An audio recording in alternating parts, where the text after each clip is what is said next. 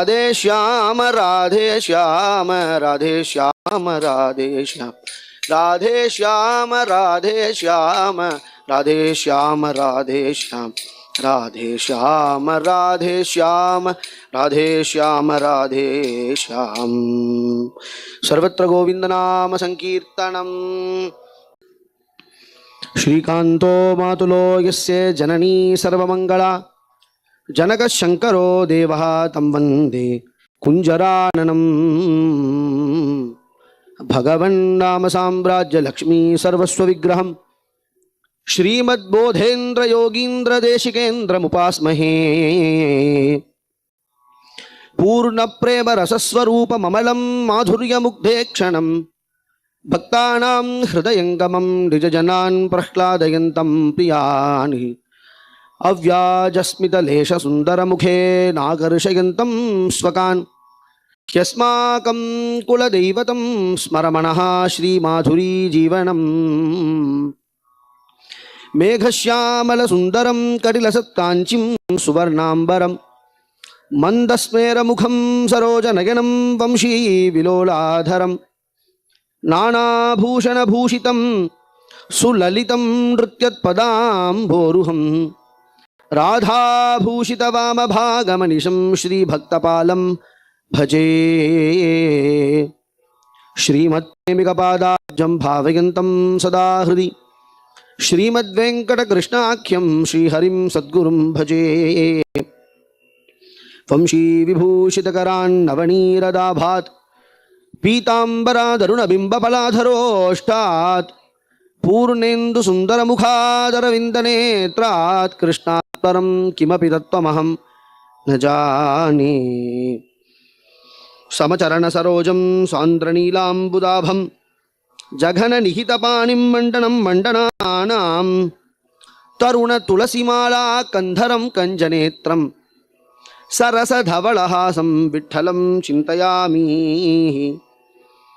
राधिकाकुचकस्तूरी कुङ्कुमाङ्कितवक्षसं शृङ्गाररसमूर्तिं तं भक्तकोलाहलं भजे।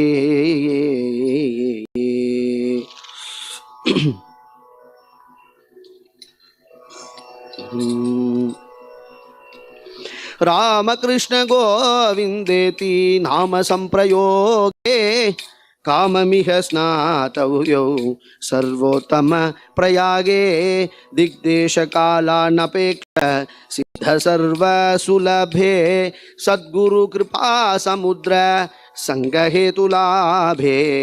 राम नाम गंगया मिलित कृष्ण नाम यामुने गोविंद नाम सरस्वती प्रथिते रामकृष्ण गोविन्देति नाम संप्रयोगे काममिह स्नातव्यं सर्वोत्तम प्रयागे।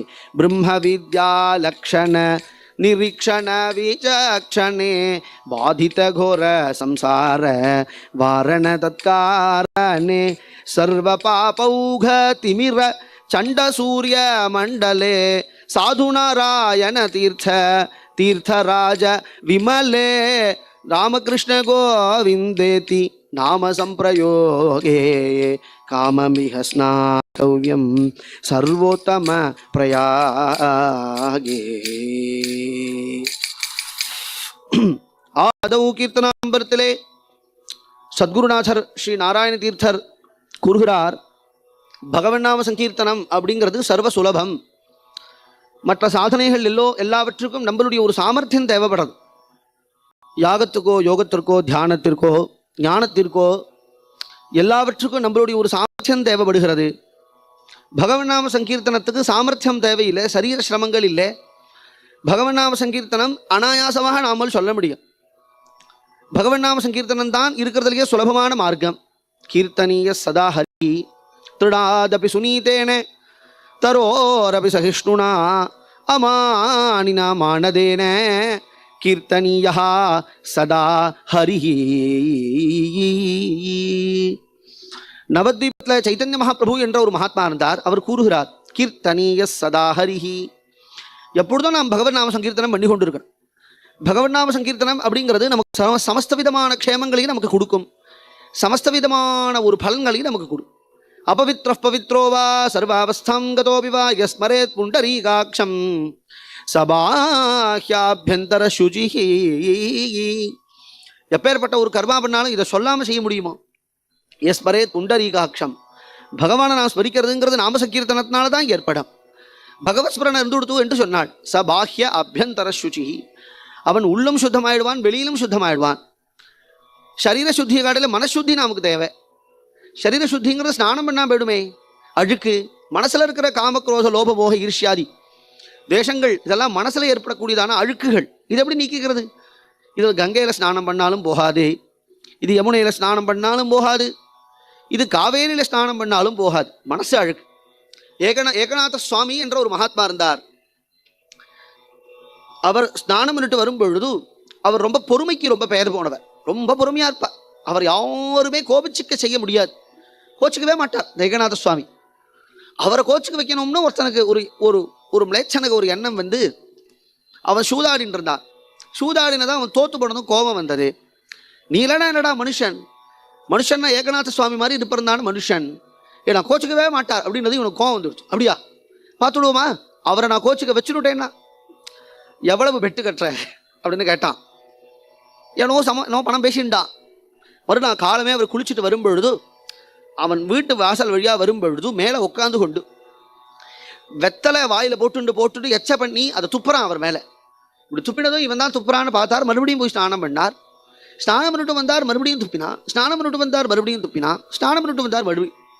இப்படி ஒரு கவுளி வெத்தலை பூரா சாப்பிட்டு துப்பி கடைசியில் வெத்தலையும் போய் வாயில் எச்சலும் போய் இனிமேல் ஊறினாதானே எச்சல் வரத்துக்கு, அதுவும் போய் துப்ப முடியாமல் வாயெல்லாம் வறண்டு போய் அப்பையும் அவர் கோச்சுக்கல என்னதும். உடனே மாடியிலேருந்து இறங்கி வந்து அவர் திருவடியில் விழுந்து நமஸ்காரம் பண்ணி, சுவாமி இப்படி பொறுமையாக ஒருத்தர் இருப்பாரா? உம்ம மேலே காரி உமிழறேன், கோபமே வரலையே, இவ்வளவு பொறுமையாக இருக்கல, இப்படி ஒரு மகாத்மா லோகத்தில் உண்டு, நான் பார்த்தது இல்லையே சுவாமி, ஏன் என்னை கண்டு நீங்கள் கோச்சிக்கவே இல்லை என்று கேட்டதும், அப்பா நீ என் மேலே எச்ச துப்பினேன்னு சொன்னால் உடம்பு தான் அசுத்தி ஆகும், ஸ்நானம் பண்ணால் போயிடும். நான் போய் கோதாவரியில் ஸ்நானம் பண்ணேன்னா என் உடம்புல இருக்கிற அழுக்கெல்லாம் போயிடும். உடனே நான் கோச்சுன்னு திட்டுட்டேன்னு வச்சுக்கோ, என் மனசு அழுக்காயிடுதுன்னா அது எந்த தீர்த்தத்தில் ஸ்நானம் பண்ணாலும் அந்த அழுக்கு போகாது. மனசு அழுக்கு மட்டும் போகுமோ? நிச்சயம் போகாது. அப்போ தீர்த்தனம்னா என்ன? தீர்த்தங்கள்லாம் எதுக்கு இருக்குன்னா சரீர சுத்திக்கு தானே தவிர மனசுத்திக்கு. அப்போ மனசுத்திக்கு எது? குணானுவாத கலு சத்வபாவனா என்று ஸ்ரீமத் பாகவதம் சொல்றது. மனசுல இருக்கக்கூடிய அழுக்கெல்லாம் போகணும்னா நம்ம என்ன பண்ணணும் என்று கேட்டால், ராம கோவிந்த ஹரி பஜோ ரே பையா, ராம கோவிந்த ஹரி. எல்லாரும் மகாராஷ்டிர சம்பிரதாயத்தில் எத்தனை மகான்கள் இருந்தா, துக்காராம், ஞானதேவர், சோபானதேவர், முக்தாபாய், ஜனாபாய், எல்லோரும் கண்டரவேன்னு சொல்றது நாம சங்கீர்த்தனம் பண்ணு, ஹரிநாமன் சொல்.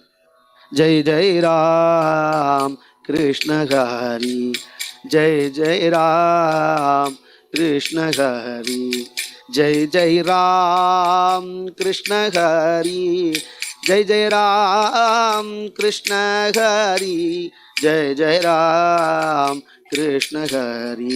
இதுதான் எல்லா மகான்களும் போதி. ராமகிருஷ்ண கோவிந்த நாம சம்பிரயோகே என்று நாராயண தீர்த்தர் சொல்றார் பாருங்க. இந்த 3 திருநாமம், ராமகிருஷ்ண கோவிந்த, ராமகிருஷ்ண ஹரி. ஹரியும் கோவிந்தனும் ஒண்ணுதான். ஹரி திருநாமத்துக்கும் கோவிந்த திருநாமத்துக்கும் பெரிய வித்தியாசம் கிடையாது. ராமகிருஷ்ண கோவிந்தன் என்ற 3 பிரதானமான திருநாமங்கள். ராமகிருஷ்ண கோவிந்தேதி நாம சம்பிரயோகே காமமிக ஸ்நாதவ்யம் சர்வோத்தம பிரயாகேயே.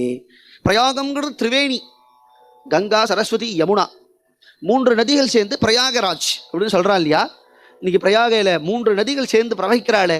ஒரு போன வருஷம் கும்பமேளான்னு எவ்வளவு விமர்சையாக நடத்தினா அவருக்கு. எத்தனை ஜனங்கள், கோடி ஜனங்களில் போய் 140 வருஷத்துக்கு ஒரு தரம் தான் அந்த கும்பமேளா வரும் அப்படின்னுட்டு அத்தனை ஜனங்களும் போய் ஸ்நானம் பண்ணுறாளே. அந்த பிரயாகையில் ஸ்நானம் பண்ணாதவாள்லாம் வருத்தப்படாதீங்கோ. நீங்கள் திருப்பந்துருத்திலேருந்து எல்லாரும் போனேலா? பிரயாகைக்கு போனேலா இல்லையா? வருத்தப்படாதீங்கோ. ஏன்னா பகவன் நாம சங்கீர்த்தனமே சர்வோத்தம பிரயாக. இங்க இருந்துட்டே தினப்படி நாம் ராம் கிருஷ்ண கோவிந்த, ராம் கிருஷ்ண கோவிந்த, ராம் கிருஷ்ண கோவிந்த, ராம் கிருஷ்ண கோவிந்த, ராம் கிருஷ்ண கோவிந்த ராமகிருஷ்ண கோவிந்த ராம் கிருஷ்ண கோவிந்த ராமகிருஷ்ண கோவிந்த அப்படின்னு திருநாமம் சொல்லியிருந்தாலும் இதுதான் சர்வோத்தம பிரயாகே, இதுதான் எல்லா பிரயோகைகளையும் காட்டிலும் உத்தமமான பிரயாக என்று சொல்றார். பகவநாம சங்கீர்த்தனத்துக்கு தேசகால நியமாதி சாமானிய ஒரு நியம அபேட்சை கூட கிடையாது. திக்தேச காலானபேட்ச சித்த சர்வ சுலபே, மற்றது எல்லாத்துக்கும் நியமம் இருக்கு. சமஸ்த தர்மங்களும் கடினமாக இருப்பதனாலே நம்மளை விட்டு போயிடுது. சந்தியாவந்தனாதி தர்மங்கள்லேருந்து ஆரம்பிச்சு எல்லாம் ஒரு நியமத்தோடு இருக்கும் இல்லையோ. சந்தியாவந்தனம்னாலும் காலத்தில் பண்ணணும், காலம் தாண்டி சந்தியாவந்தனம் பண்ணால் பிரயோஜனம் இல்லை, காலம் தாண்டி உபாசனம் பண்ணால் பிரயோஜனம் இல்லை, காலம் தாண்டி எந்த கர்மாக்கள் பண்ணாலும் பிரயோஜனம் இல்லை. அந்தந்த தகுந்த காலத்தில் செய்யணும். காலத்துலேயும் எழுந்துக்க நம்மளால் முடியல. பிராம முகூர்த்தத்தில் எழுந்துக்கணும், 4 மணிக்கு எழுந்துக்கணும்னா 4 மணிக்கு தான் நல்லா தூக்கம் வருது. 4 மணிக்கு எழுந்து கொண்டு ஸ்நானம் பண்ணி அனுஷ்டானங்கள்லாம் பண்ணணும்னு தர்மசாஸ்திரம் விதிக்கிறது. தர்மசாஸ்திரத்தில் இருக்கிற ஒரு ஆச்சாரத்தை கூட நம்மளால அனுஷ்டானம் பண்ண முடியலையே. காரணம் என்னன்னா நியமம் அதிகமாக இருப்பது தான் காரணம். நியமம் அதிகமாக இருக்கு, அதுல தோஷம் இல்லை. எனக்கு வரல சுவாமி, இவ்வளவு நியமம் வச்சிருக்கல, எனக்கு வரல. லோகத்தில் தாரதமியம் இருக்கத்தானே இருக்கு. லோகத்தில் ஒரு பள்ளிக்கூடத்தில் 3000 குழந்தைகள் படிக்கிறதுனா எல்லா குழந்தைகளும் முதல்ல வந்து விடுறதா? எல்லாராலையும் முடியல. சில குழந்தைகள் முதல்ல வருது, சில குழந்தைகள் கடைசியில் வருது. ஆனால் எல்லோரும் லோகத்தில் வாழறதுக்கு ஒரு வழி ஏற்படுத்தணும் இல்லையா? அப்படி ஒரு வழி உண்டு.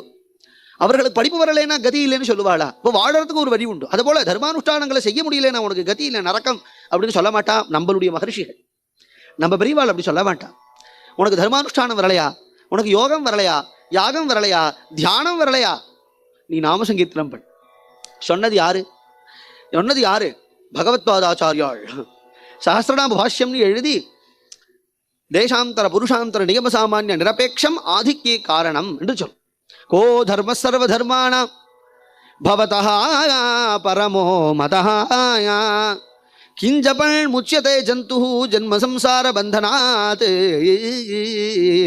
இப்படியான தர்மபுத்திரன் கேட்டான் பீஷ்ம பிதாமகரே, கோ தர்மஹ சர்வ தர்மாணாம். அப்ப சொல்ற ஏஷமே சர்வ தர்மாணாம் தர்மஹ அதிகதமோ மதஹ யத்பக்தா புண்டரீகாட்சம் ஸ்தவைஹி அப்யே அர்ச்சேத் நரசதாக. பக்தியோடு கூட நம்ம அர்ச்சனை பண்ணணும்னா புஷ்பத்தை எடுத்து அர்ச்சனை பண்ணணும்னு சொல்லலை. ஸ்தவைஹி, ஸ்தவம்னு சொன்னா ஸ்தோத்திரம், ஸ்தோத்திரம்னு சொன்னா நாம சங்கீர்த்தனம் தானே ஸ்தோத்திரமா இருக்கு. எந்த நாம சங்கீர்த்தனம் எடுத்து பாருங்க, கிருஷ்ணா, கோபாலா, ஹே விஜய கோபாலா, ஹே கிரிதரா என்று நாமம், பகவானுடைய ஒவ்வொரு திருநாமங்கள் அதை சேர்த்தா ஒரு கீர்த்தனமா ஆயிடுறது. இல்லை சுவாமி எனக்கு தரங்கம் பாட வராது, பாட வரலன்னா பேசாம தரங்கத்தை படிச்சுடு. ஏன்னா ராமாயணமே 2 விதம், பாட்டே கேயே சமதுரம் தந்திரிலய சமன்விதம். லவகுஷால் ராமருடைய குழந்தைகள் ராமருடைய திருபவனத்துக்கே சென்று திரவியோத்தியில ராமர் முன்னாடியே உட்கார்ந்து கொண்டு ராமாயணத்தை சொன்னார்களாம். அப்படி சொல்லும் பொழுது ராமரே தன் கதையை கேட்கிறார். அந்த காலங்களில் ராமாயணத்துக்கு கூட ஸ்ருதி வச்சுண்டு தம்புரா வச்சு கொண்டு தாளம் வச்சு கொண்டு ராமாயணத்தை பாடுற வழக்கம். கந்தர்வராஜ பிரதிமம் லோகே விக்யாத பௌருஷம் அப்படின்னு பாடுற வழக்கம் இருந்திருக்கு போல் இருக்கு. இன்னைக்கு பாராயணத்துல தானே வழக்கம் இருக்கு. பாராயணம் கூட பாகவதோத்தமாள்லாம் ராகங்கள் அமைச்சு பாராயணம் பண்ணுவா. பிரபு பாகவதோத்தமாளா இருக்கக்கூடியவர்கள் பாட்டே கேயே ச மதுரௌ தௌ து காந்தர்வ தத்வஜ்ஞோ மூர்ச்சனாஸ்தான கோவிதௌ. தௌ து காந்தர்வ தத்வஜ்ஞோ, காந்தர்வம் என்று சொன்னால் சங்கீதம் என்று அர்த்தம். சங்கீதத்தினுடைய அவ்வளவு ஸ்வரஸ்தானங்கள் அவளுக்கு தெரியுமா, அவ்வளவு ராகங்களும் தெரியுமா, அவ்வளவு ஆலாப்பனைகளும் தெரியுமா. இவ்வளவையும் தெரிந்து ராமாயணத்தை பாடியிருக்கிறார்கள். தௌ து காந்தர்வ தத்வஜ்ஞம் மூர்ச்சனாஸ்தான கோவிதௌ பிராதரௌ ஸ்வரசம்பன்னௌ அஸ்வினா விவரூபினௌ. ராமச்சந்திர பிரபு தன் கதையை அப்படி ஆச்சரியமா கேட்கும் பொழுது ராமருக்கே ஆசை வந்துதான் இன்னொரு 1000 தடவை நம்ம ராமாவதாரம் எடுப்போம்னு தோடித்து. புபூஷயா சக்தமனாக பபூவகய என்று நாமசங்கீர்த்தன ரூபமாக ராமாயணமே இருந்தது என்றது நமக்கு புரியறது. பாகவதத்தை சொன்ன சுகாச்சாரியாலும் பாத்ம புராணத்தை வர்ணிச்சிருக்கிறார் வியாசாச்சாரியாள். பாகவதத்தை சொன்ன சுகாச்சாரியாள் சனகாதிகளுடைய சபையில திடீர்னு ஆவிர்வவிச்சார். பிரஹ்லாதஸ்தாலதாரி தரளகதிதயா சோத்தவ காம்ஸ்யதாரி வீணாதாரி சுரர்ஷி ஸ்வரகுஷலதயா ராககர்த்தார்ஜுனோ பூதே இந்திரோவாதீன் மிருதங்கம். ஜக ஜக நிகராஹ கீர்த்தனே தே குமாராக யத்ராக்ரே பாவவக்தா சரசரச்சனயா வியாசபுத்ரோ பபூவே. பிரஹ்லாதன் நமக்கு தெரியுமே, நிருசிம்மர் சாட்சாத்காரம் பண்ண குழந்தை. பிரஹ்லாதா தாளதாரி. பாகவதால நீங்க பார்த்தல கையில தாளம் வச்சிருப்பா, ஜால்ரா வச்சிருப்பா. அதை ஜால்ரா வாசிச்சானா தரளகதிதயா சோத்தவ காம்ஸ்யதாரி. உத்தவன் கிருஷ்ணனுடைய மந்திரி, கிருஷ்ண பக்தன், பரம வைஷ்ணவன். அந்த உத்தவன் வெங்கல தாளம், மகாராஷ்டிராலாம் பார்த்தேன்னா அந்த ஜால்ராவே வித்தியாசமா இருக்கு, அப்படி குழி மாதிரி இருக்கு. அதுக்கு தான் வெங்கல தாளம்னு பேர். அந்த வெங்கல தாளம் போட்டானா காம்ஸ்யதாரி. ஸ்ருதி உண்டோ இல்லையா, இன்னைக்கெல்லாம் ஸ்ருதி பாக்ஸில் நம்ம வச்சுக்கிறோம், இல்லை ஃபோன்லேயே வச்சுட்டுறோம் ஸ்ருதி பாக்ஸ். அந்த காலங்கள்லாம் அப்படி கிடையாது. தம்புரா தானே, வீணாதாரி. தம்புராக்கும் வீணாடு பேரு, வீணைக்கும் வீணாடு பேரு சம்ஸ்கிருத மொழியில. வீணாதாரி சுரரிஷி. வீணை வச்சுட்டு இருக்கிறவர் யார் எல்லாருக்கும் தெரியும், நாரதர். நாரதர் மட்டும் விலட்சணமா இருப்பார். நாரதர் ரிஷி தானே, தேவ ரிஷி தானே நாரதர். ஆனா ரிஷி மாதிரி இருக்க மாட்டார். ஜட்டையெல்லாம் வச்சுண்டு தாடியெல்லாம் வளர்த்துண்டு அப்படிலாம் இருக்க மாட்டார். நன்னா அழகா இருப்பார், ரிஷி தான். ஆனா நன்ன சிக வச்சுண்டு, நன்ன கோபி சந்திரங்கள்லாம் இட்டுண்டு, துளசி மாலையெல்லாம் தரிச்சு கொண்டு, மரவுரி தரிச்சு கொண்டு, கையில தம்பூராவை வைத்து கொண்டு, ஒரு கையில இதை மாதிரி மரக்கட்டை ஜால்ரா வச்சு கொண்டு எப்பையும் ஹரிநாராயண ஜபம் பண்ணி கொண்டு இருப்பார். யாராவது பக்தாள் இருந்தா அவரே கதை சொல்லுவார், பாடுவார். அவருக்கும் ஆச்சாரியன் வந்துட்டாருன்னா அவர் பின்னாடி போய் உட்கார்ந்துட்டு தம்புரா வாசிக்க ஆரம்பிச்சிருவார். சுகர் அவருக்கும் ஆச்சாரியனா, ஞானத்தினால பெரியவர் இல்லையோ சுகர். குழந்தையா இருந்தாலும் ஞானத்தினால பெரியவர் இல்லையா. திருஞான சம்பந்தர் குழந்தை தான், ஆனா திருநாவுக்கரசரோ எல்லாத்திலையும் பெரியவர், வயசுல பெரியவர். ஆனா நமஸ்கரிக்கிறாரே. இதனால நமக்கு என்ன புரியறதுன்னா, வயசுதான் ஞானத்துல பெரியவா அப்படிங்கிறத தீர்மானிக்குமான்னு கேட்டா இல்லை. வயசா எடுத்து ஞானம் வரலைன்னா ஆயிடுமே. வயசுனால பெரியவா இல்லை, ஞானத்தினால பெரியவர். குழந்தையா இருந்தாலும் ஞானம் இருந்துருச்சுன்னா அவர் பெரியவர். சுகர் ஞானத்துல பெரியவரா இருப்பதனாலே வீணாதாரி சுரர்ஷி ஸ்வரகுஷலதயா ராக கர்த்தா அர்ஜுனோ பூதே. அர்ஜுனன் நமக்கு தெரியுமே, மகாபாரதத்தில் பஞ்சபாண்டவர்களில் ஒருவன். தர்மபுத்தருடைய தம்பி அர்ஜுனன், வில்லாதி வீரன், சூராதி சூரன். அப்பேற்பட்ட அர்ஜுனன், அவனுக்கு சங்கீத ஞானமும் உண்டா. அஜ்ஞாதவாசம் போகும்பொழுது 5 வருஷம் சொர்க்கத்தில் இருந்தார். ரம்பை ஊர்வசிகள்கிட்ட, அப்சர ஸ்திரீகள்கிட்ட போய் சங்கீதம் கற்றுக்கொண்டானா அந்த 5 வருஷம். சங்கீதத்தினுடைய பரம பிரயோஜனம் என்னன்னா, பாகவதால் பின்னாடி பாடுறதுன்றார். சுகர் பாடும்பொழுது பின்பாட்டு பாடுறது அப்படிங்கிறது உண்டு. பின்பாட்டு பாடுற சம்ஸ்காரம் இன்னைக்கு இல்லையே தவிர, அதாவது கச்சேரி ஃபீல்டில் இல்லையே தவிர பாகவத சம்பிரதாயத்தில் இருக்கு. பாகவதால் பாடினா பின்னாடி வாங்கி பாடுறதுக்கு ஒருத்தர் உண்டு. வாங்கி பாடுறதுக்கு ஒருத்தர் வச்சுப்பா, அழைச்சிட்டு வருவா. உஞ்சவர்த்தி போனான்னு சொன்னா பாகவதர் பாடுவார், வாங்கி பாடுறதுக்கு ஒருத்தர் இருப்பா. அவரே கையில எல்லா அரிசி முட்டையெல்லாம் அவரே கையில வச்சுன்னு விடுவார். பாகவதர் உஞ்சவர்த்தி எடுத்துட்டே போவார். வேற எங்கேயாவது உண்டோன்னா வில் பாட்டுன்னு பாடுறா இல்லையா, மகாபாரதத்தையே வில்லி புத்தார் வில்லி பாரதம்னு பாடியிருக்கிறார். அப்படி வில்லி பாரதம் பாடுறவாள்லாம் இன்னைக்கு நிறைய பேர் உண்டு. அப்படி பாடும் பொழுதோ அவ ஒரு வில்லு மாதிரி இப்படி வச்சுட்டு அதை தாளம் போட்டுண்டே அந்த பாசுரங்கள் அவ பாடுவா. அப்படி பாடிண்டே இருக்கும் பொழுது பின்பாட்டு வாங்கி பாடுறதுக்கு ஒருத்தரை வச்சுப்பா. அந்த துரியோதனன் வந்து பாண்டவர்களை ஹிம்சித்தான், ஆமா அப்படின்பாரு இவர் பக்கத்துல இருக்கிறவர். அந்த துரியோதனன் வந்து திரௌபதியை அவமதித்தான், ஆமா. அவர் கேதார பாடினா இவர் கேதார கோலத்தையே பாடுவார். இதான் வாங்கி பாடுறதுன்னு பேரு. ஸ்வரகுஷலதயா ராக கர்த்தா அர்ஜுனோ பூத். சுகர் பாடும்பொழுது வாங்கி பாடினானா அர்ஜுனன். இந்திரோவாதீன் மிருதங்க வாசிக்கிறாளே, மிருதங்க வாசிக்கிறவாளே ரொம்ப சிரேஷ்டனா தேவேந்திரன். ஆச்சரியமா மிருதங்க வாசிப்பானா தேவேந்திரன். தேவேந்திரன் ரொம்ப நன்னா மிருதங்க வாசிப்பான். நந்திகேஸ்வரன் ரொம்ப நன்னா மிருதங்க வாசிப்பார்.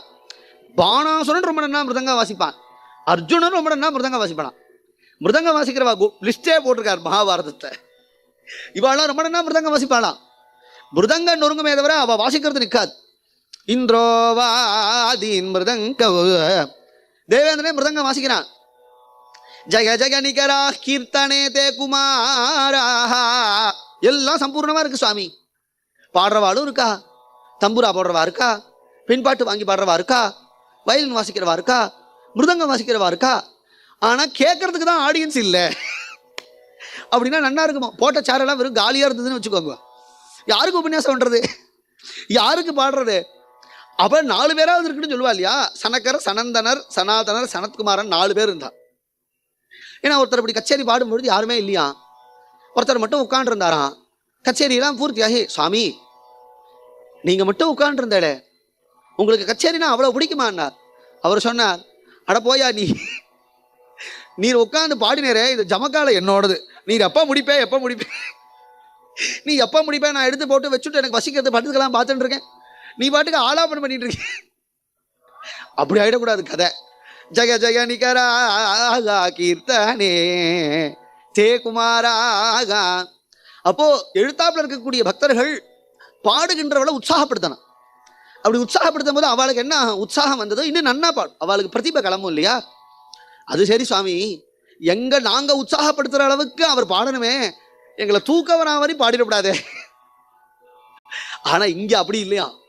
யத்ராக்ரே பாவவக்தா சரசரச்சனையா வியாசபுத்ரோ பபூவ. சுகாச்சாரியால் மதுரமா பாடுவான், பாவத்தோடு பாடுவான். சுகாச்சாரியோட குரல் கேட்டாலே எல்லாருடைய ஹிருதயமும் உருகி கண்கள்லேருந்து ஆனந்த பாஷ்பம் பெருகி மேடி செலுத்து. சுகாச்சாரியால பார்த்த மாத்திரத்திலே எல்லாருக்கும் பகவத் பக்தி வந்துடுமா, ஹிருதயத்துல சாநித்தியம், பகவத் சாநித்தியம் வந்துடுமா, அப்படி பாடுவான். அப்போ எல்லா மகான்களுமே நாம சங்கீர்த்தனத்தை பிரதானம். இதுக்கு தான் ஹரிகதைன்னு பேர். ஹரிகதைனா கூட பக்கவாத்தியங்கள்லாம் வைத்து கொண்டு நிறைய பாகவதால சேர்த்து கொண்டு பாடுறது, மத்தியில் பகவத் குணங்களையும் சொல்றதுக்கு தான் ஹரிகதைன்னு பேர். மகாராஷ்டிர சம்பிரதாயத்துல இன்னைக்கு ஹரிகதை இருக்கு. ஹரிகதையை நின்றுண்டே தான் செய்வா, நின்று கொண்டே ஹரிகதையை செய்வார்கள். தம்பூரா போடுவார்கள், பிரதானமான பாகவதோத்தவர் பாடுவார், அபங்க கீர்த்தனைகள்லாம் பாடுவார், பாடிவிட்டு அர்த்தம் சொல்லுவார். ஒரு கீர்த்தனம் பாடி அர்த்தம், ஒரு கீர்த்தனம் பாடி அர்த்தம். ஏன்னா அர்த்தானுசந்தானத்தோட கீர்த்தனம் பாடணும் இல்லையா? ஏன்னா அப்பதான் நமக்கு நாராயண தீர்த்த சுவாமிகளுக்கு ஜெகன்மோகனிடத்தை எத்தகைய பிரேம வந்ததோ அத்தகைய பிரேம நமக்கு வருமே. அவரிடத்துல அந்த கண்ணன் எப்படி அவர் மடியில புகுந்து விளையாடி கொஞ்சினானோ அதை போல கண்ணன் நம்மளோடய விளையாடுவனே. 5000 வருஷத்துக்கு முன்னாடி கண்ணன் இருந்தான்னு நினைக்க வேண்டாம். 300 வருஷத்துக்கு முன்னாடி தானே சுவாமிகள் இருந்தார். 300-400 வருஷத்துக்கு முன்னாடி தானே சுவாமிகள் இருந்தார். அந்த சுவாமிகளோடு கண்ணன் குழலூது என்ற கண்ணன் விளையாடலையா?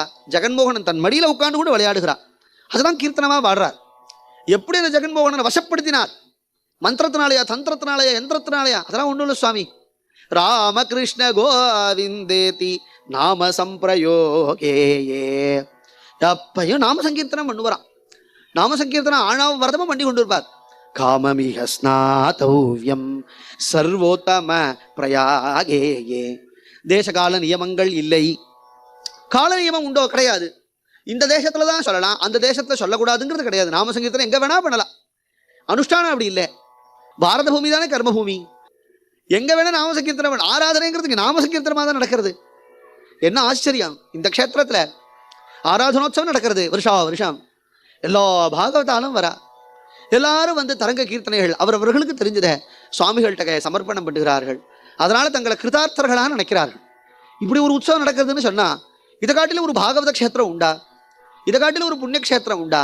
நமக்கெல்லாம் பெரும் பாக்கியம் இல்லையா? அதனால சொல் திக்தேச காலானபேக்ஷ சித்த சர்வ சுலபே. தேச நியமம் கிடையாது. ந தேச கால நியமஹா சௌச்சா சௌச்ச விநிர்ணயா பரம் சங்கீர்த்தனா தேவ ராம ராமேதி முச்சியதே. கால நியமம் கிடையாது. பகல்ல தான் சொல்லலாம், இரவுல சொல்லக்கூடாது, இரவுல தான் சொல்லலாம், பகல்ல சொல்லக்கூடாது அப்படிங்கிறது கிடையாது. பகவன் நாம சங்கீர்த்தனை எப்போ வேணா சொல்லணும். ஹரே ராம ராம ராம ஹரே ஹரே, ஹரே கிருஷ்ண கிருஷ்ண கிருஷ்ண ஹரே ஹரே. இதான் மகாமந்திரம்னு பேர். இந்த மகாமந்திரத்தை எப்பொழுது வேணா நீ சொல்லலாம்.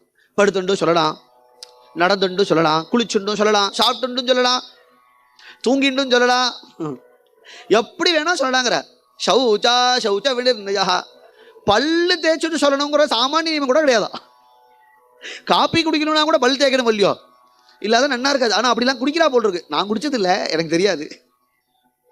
அதுக்கு பெட் காஃபின்னு பேரு. அப்படியே பெட்லயே குடிச்சிருவா போல் இருக்கு. நம்மாத்த வழக்கம் கிடையாது அதெல்லாம். ஆனா அப்படியா இருக்கு. நாம சங்கீர்த்தனத்துக்கு என்ன இருக்குன்னா பல்லு கூட தேய்க்க வேண்டாம். நீ எழுதுத ஹரி ஹரி ஹரி என்று சொல்லலாம். நீ ஹரின்னு சொன்னா பகவான் சரின்னு சொல்லிடுவான். மற்றதெல்லாம் அவசியம் இல்லையா? எதுக்கு சரியுமா? வைகுண்டத்துல உனக்கு சீட்டு போட்டாச்சு. யாரு பக்கத்துல? சுவாமிகள் பக்கத்துல. சுவாமிகள் பக்கத்துல உனக்கு சீட்டு விட்டு சொன்னது யாரு? பொறுப்பு யாரு ஏற்றுனான? பகவான். அனன்யாசிந்தயந்தோமா ஏ ஜனா பர்யுபாசதே ஏ தேஷாம் நித்யாபியுக்தானாம் யோகக்ஷேமம் வஹாம்யஹம் சததம் கீர்த்தயந்தோ மாம் நித்யயுக்தாக உபாசதே.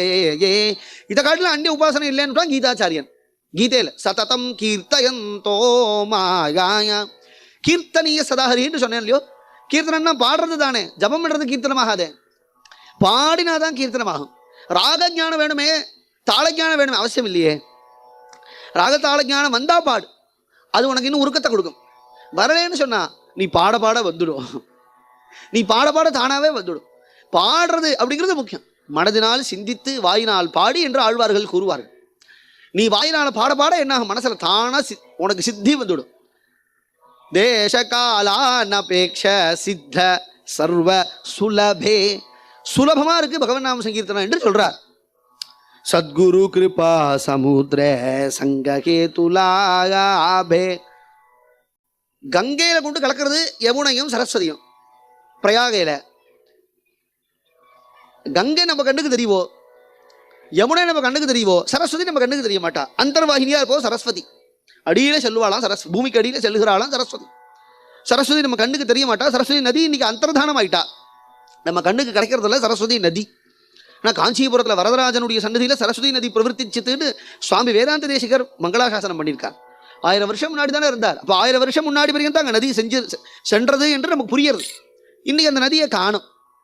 இப்போ 3 நதிகள், இந்த 3 நதிகளும் சேர்றது, இப்படி சேர்ந்து அது எங்கே போகும்னா சமுத்திரத்தில் போய் சேர்றதோ இல்லையோ. அதுபோல் இந்த நாம சங்கீர்த்தனம்ங்கிறத நீ பண்ண என்ன ஆகும்னா இது எந்த சமுத்திரத்தில் போய் சேரும்னா நாராயண தீர்த்த சுவாமிகளாகிய சமுத்திரத்தில் கொண்டு உன்னை சேர்த்துடும். நீ நாம சங்கீர்த்தனம் பண்ண உனக்கு குருநாசர் கிடைப்பான்னு அர்த்தம். என்ன சுவாமி, ஆச்சாரியனை அடைஞ்சதுக்கு அப்புறம்தானே நமக்கு நாமோபதேசம் பெற்று நாம் நாம சங்கீர்த்தனம் பண்ணுகிறோம். வாஸ்தவம். ஆனாலும் முன்னாடியே நீ நாம சங்கீர்த்தனம் பண்ணேன்னா நீ ஆச்சாரியனை போய் தேட வேண்டி இருக்க, அவர் உன்னை தேடி வருவார். அவரே உன்னை தேடி உன் கிரகத்துக்கு வந்துடுவார். அதுதான் சத்குரு கிருபா சமுத்திர சங்கஹே தூலாபே ராமநாம கங்கையா மிலித கிருஷ்ண நாம யாமுனே கோவிந்த நாம சரஸ்வதி பிரதிதே ராமநாம ராமகிருஷ்ண கோவிந்தேதி நாம சம்பிரயோகே. இதுல ராமங்கிற திருநாமம் சொன்னாரே அது கங்கையா. ராமங்கிற திருநாமம் தான் கங்கையா. ஏன் என்று சொன்னால் கங்கை எப்படி சுத்தமோ அது போல ராமன் சுத்தாத்மா, தர்மாத்மா, மகாத்மா, பரமாத்மா. அதனால ராமநாம கங்கையா மிலித கிருஷ்ண நாம யாமுனே. கிருஷ்ணநாமம், கிருஷ்ணநாமம் தான் யமுனையா. ஏன்னா கிருஷ்ணங்கிற சப்தத்துக்கு 2 அர்த்தம் உண்டு. கண்ணன்னு ஒரு அர்த்தம் உண்டு, மற்றொரு அர்த்தம் கருப்புன்னு ஒரு அர்த்தம் உண்டு. கிருஷ்ணனும் கருப்பு, யமுனையும் கருப்பு. யமுனா நதி இன்னைக்கே பிருந்தாவனத்தில் நீங்க போய் பாருங்க, கருப்பா தான் இருக்கு. அதனால மிலித கிருஷ்ண நாம யாமுனே கோவிந்த நாம சரஸ்வதி பிரதிதே. கோவிந்தன் என்று சொன்னால் கோபிஹி வேதவாக்பிஹி விந்ததே இது கோவிந்தா. கோவிந்தன்கிற திருநாமத்துக்கு அநேக அர்த்தங்களை பகவத் பாதாச்சாரியால் சாஸ்திராம பாஷ்யத்தில் அருளிக்கிறார். கோவிந்தன் என்று சொன்னால் என்ன பொருள்? வேத வாக்கியங்களால் அறியப்படுகின்ற பொருள், வேதத்தின் மெய்ப்பொருள் என்று வேதாந்தகர் வேத விதேவச்சாகம் என்று பகவானுக்கு கூறுகிறார். வேதத்தினால் அறியப்படுகின்ற பொருள் என்பதனாலே கோவிந்தன். சரஸ்வதினா யாரு? ஞானத்தை கொடுக்கிறவள் தானே. வேதங்கள் நமக்கு என்ன கொடுக்கிறது? ஞானத்தை கொடுக்கிறது தானே. அப்போ கோவிந்தனுடைய திருநாமம் ஞானத்தை கொடுக்கும். ஞானத்தை கொடுப்பவள் தான் சரஸ்வதி. அந்த சரஸ்வதி ஸ்வரூபமாக இருக்கக்கூடியதான் சரஸ்வதி நதி. அதனால கோவிந்த திருநாமத்தையும் சரஸ்வதி நதியாக வருடிச்சார். கோவிந்த நாம சரஸ்வதி பிரதிதே பிரம்ம வித்யா லக்ஷண நிரீக்ஷண விசக்ஷணே. அவாந்தர பலன்கள் நாமநாமங்கள்னால கிடைக்கும் அப்படிங்கிறது ஒன்று உண்டு. ஆனாலும் முக்கியமான லட்சியம் என்னன்னா பிரம்ம ஜானம் ஏற்படுமா? பிரம்ம ஜானத்துக்கு வேதாந்த சிரவணம் தான் ஒரே கதியா? இல்லையே, நாமசங்கீர்த்தனம் கதி. நாமசங்கீர்த்தனமும் கதி. விஷ்ணு விஷ்ணு விஷட்காரோ பூத பவ்ய பத்ரபூ என்று வியாக்கியானம் பண்ணும் பொழுது பகவத் பாதாச்சாரியால் பிரம்மஜானத்துக்கே பகவன் நாம சங்கீர்த்தனத்தை கொடுத்துடும் என்று சகசிரநாமத்தை சித்தாந்தம் பண்ணியிருக்கார். பிரம்மஜானம் நமக்கு ஏற்படும். பிரம்ம வித்யா லக்ஷண நிரீக்ஷண விசக்ஷணே. பிரம்ம வித்யை நாம் காண்பதற்கு, அதை அனுபவிப்பதற்கு நாம சங்கீர்த்தனங்கிறது முக்கியமா இருக்கு, முக்கிய சகாயகமா இருக்கு என்று சொல்றோம். பாதித கோர சம்சார வாரண தற்காரணே. நமக்கு ஞானம் ஏற்படாமல் இருக்கிறதுக்கு காரணம் என்னவோ? சம்சாரம், நம்மளுடைய அஜ்ஞானம். இந்த அஜ்ஞானத்தை நாமசங்கீர்த்தனம் நிவர்த்திக்கும். அஜ்ஞானத்தை நிவர்த்திச்சு ஞானத்தை கொடுத்துரும்.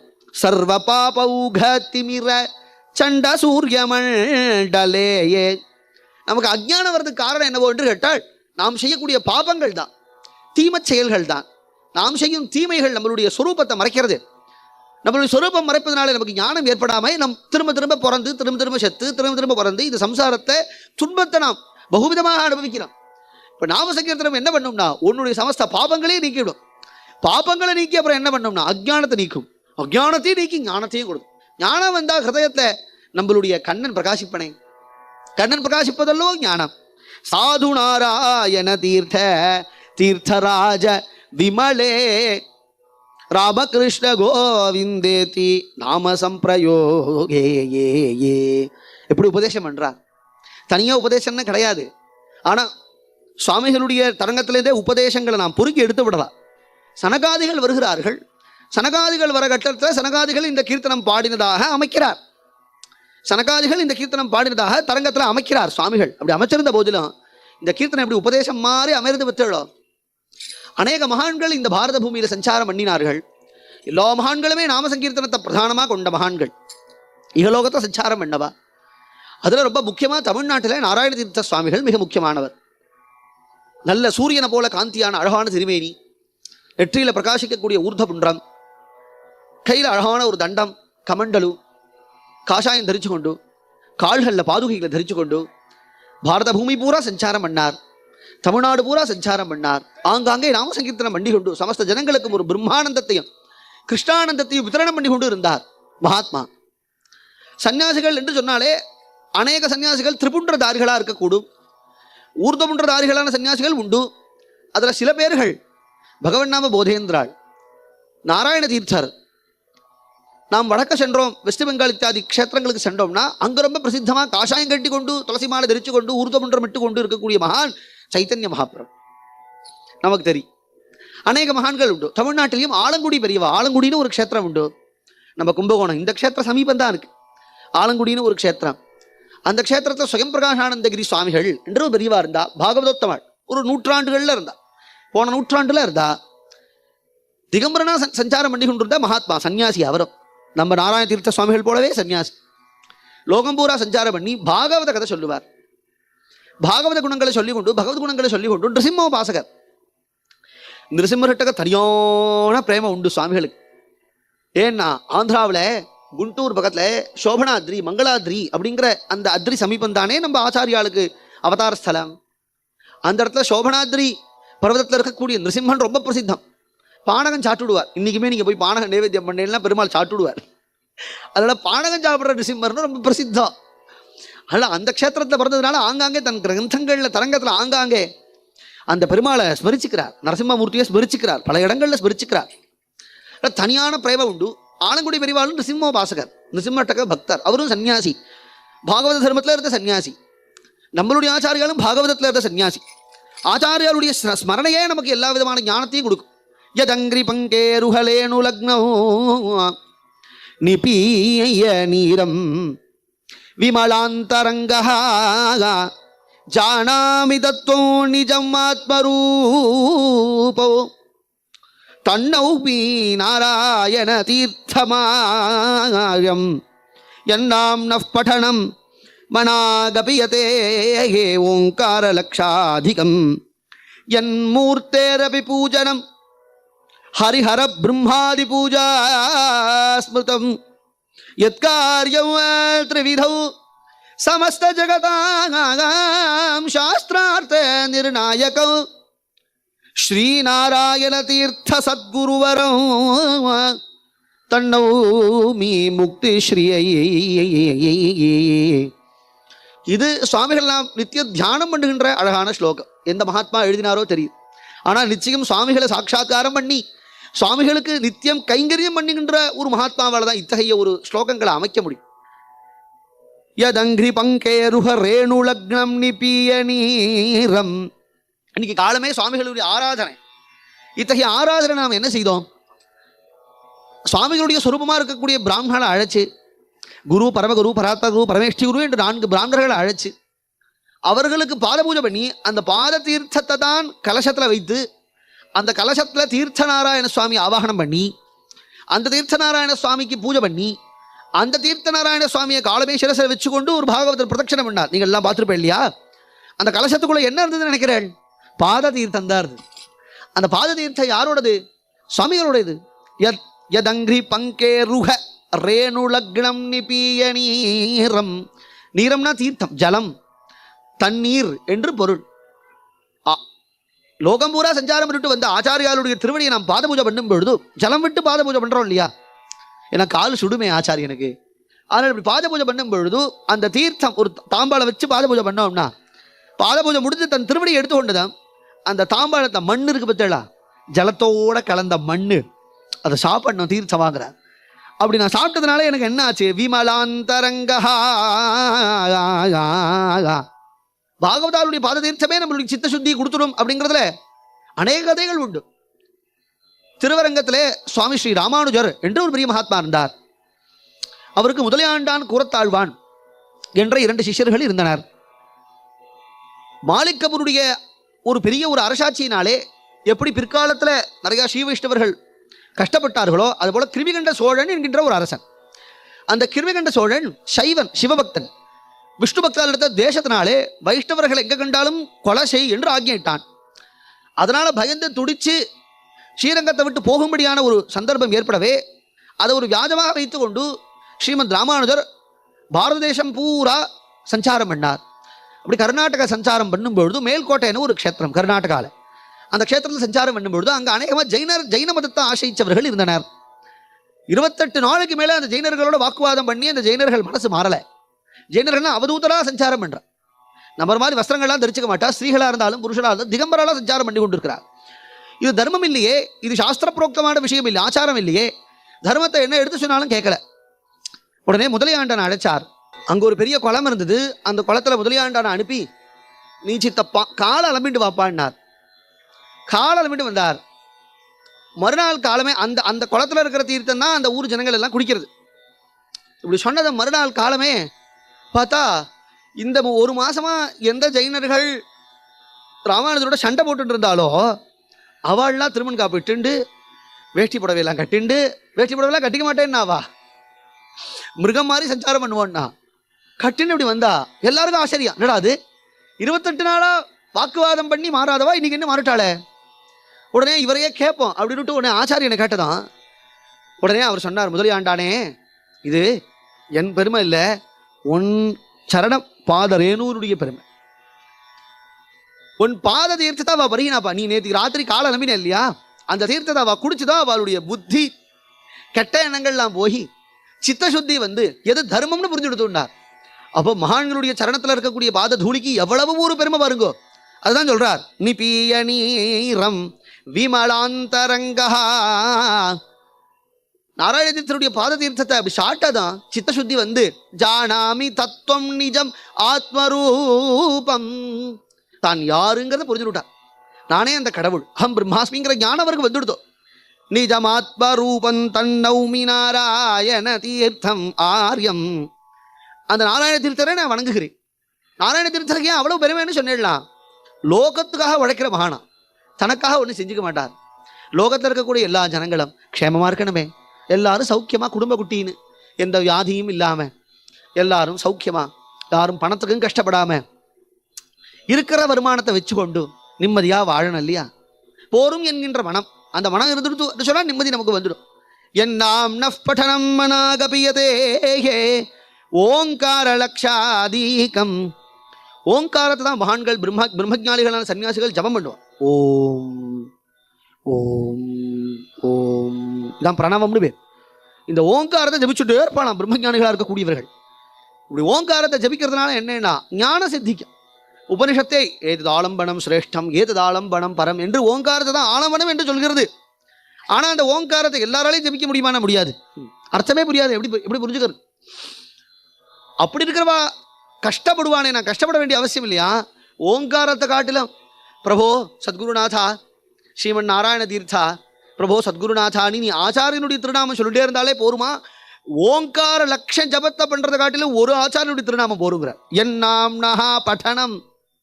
மனாகபி யதேஹே ஓங்கார லக்ஷாதிகம் என் மூர்த்தேரபி பூஜனம் ஹரிஹர பிரம்மாதி பூஜா ஸ்மிருதம்.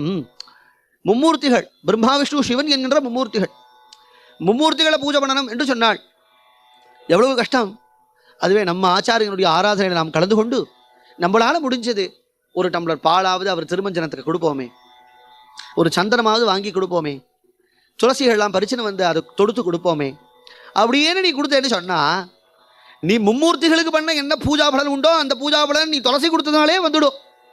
நம்ம சுத்து வட்டாரத்தில் கிராம ஜனங்கள்லாம் பால் குடகுடமாக கொண்டு வந்து சுவாமிக்கு கொடுக்குறாளே, மும்மூர்த்திகளே அவளுக்கு பிரசன்னம் ஆயிடுவாளாம். ஏன்னா இவருக்கு ஒருத்தருக்கு நீ பூஜை பண்ணிவிட்டேன்னு சொன்னா மும்மூர்த்திகளுக்கு பண்ண பூஜையாக ஆகும்.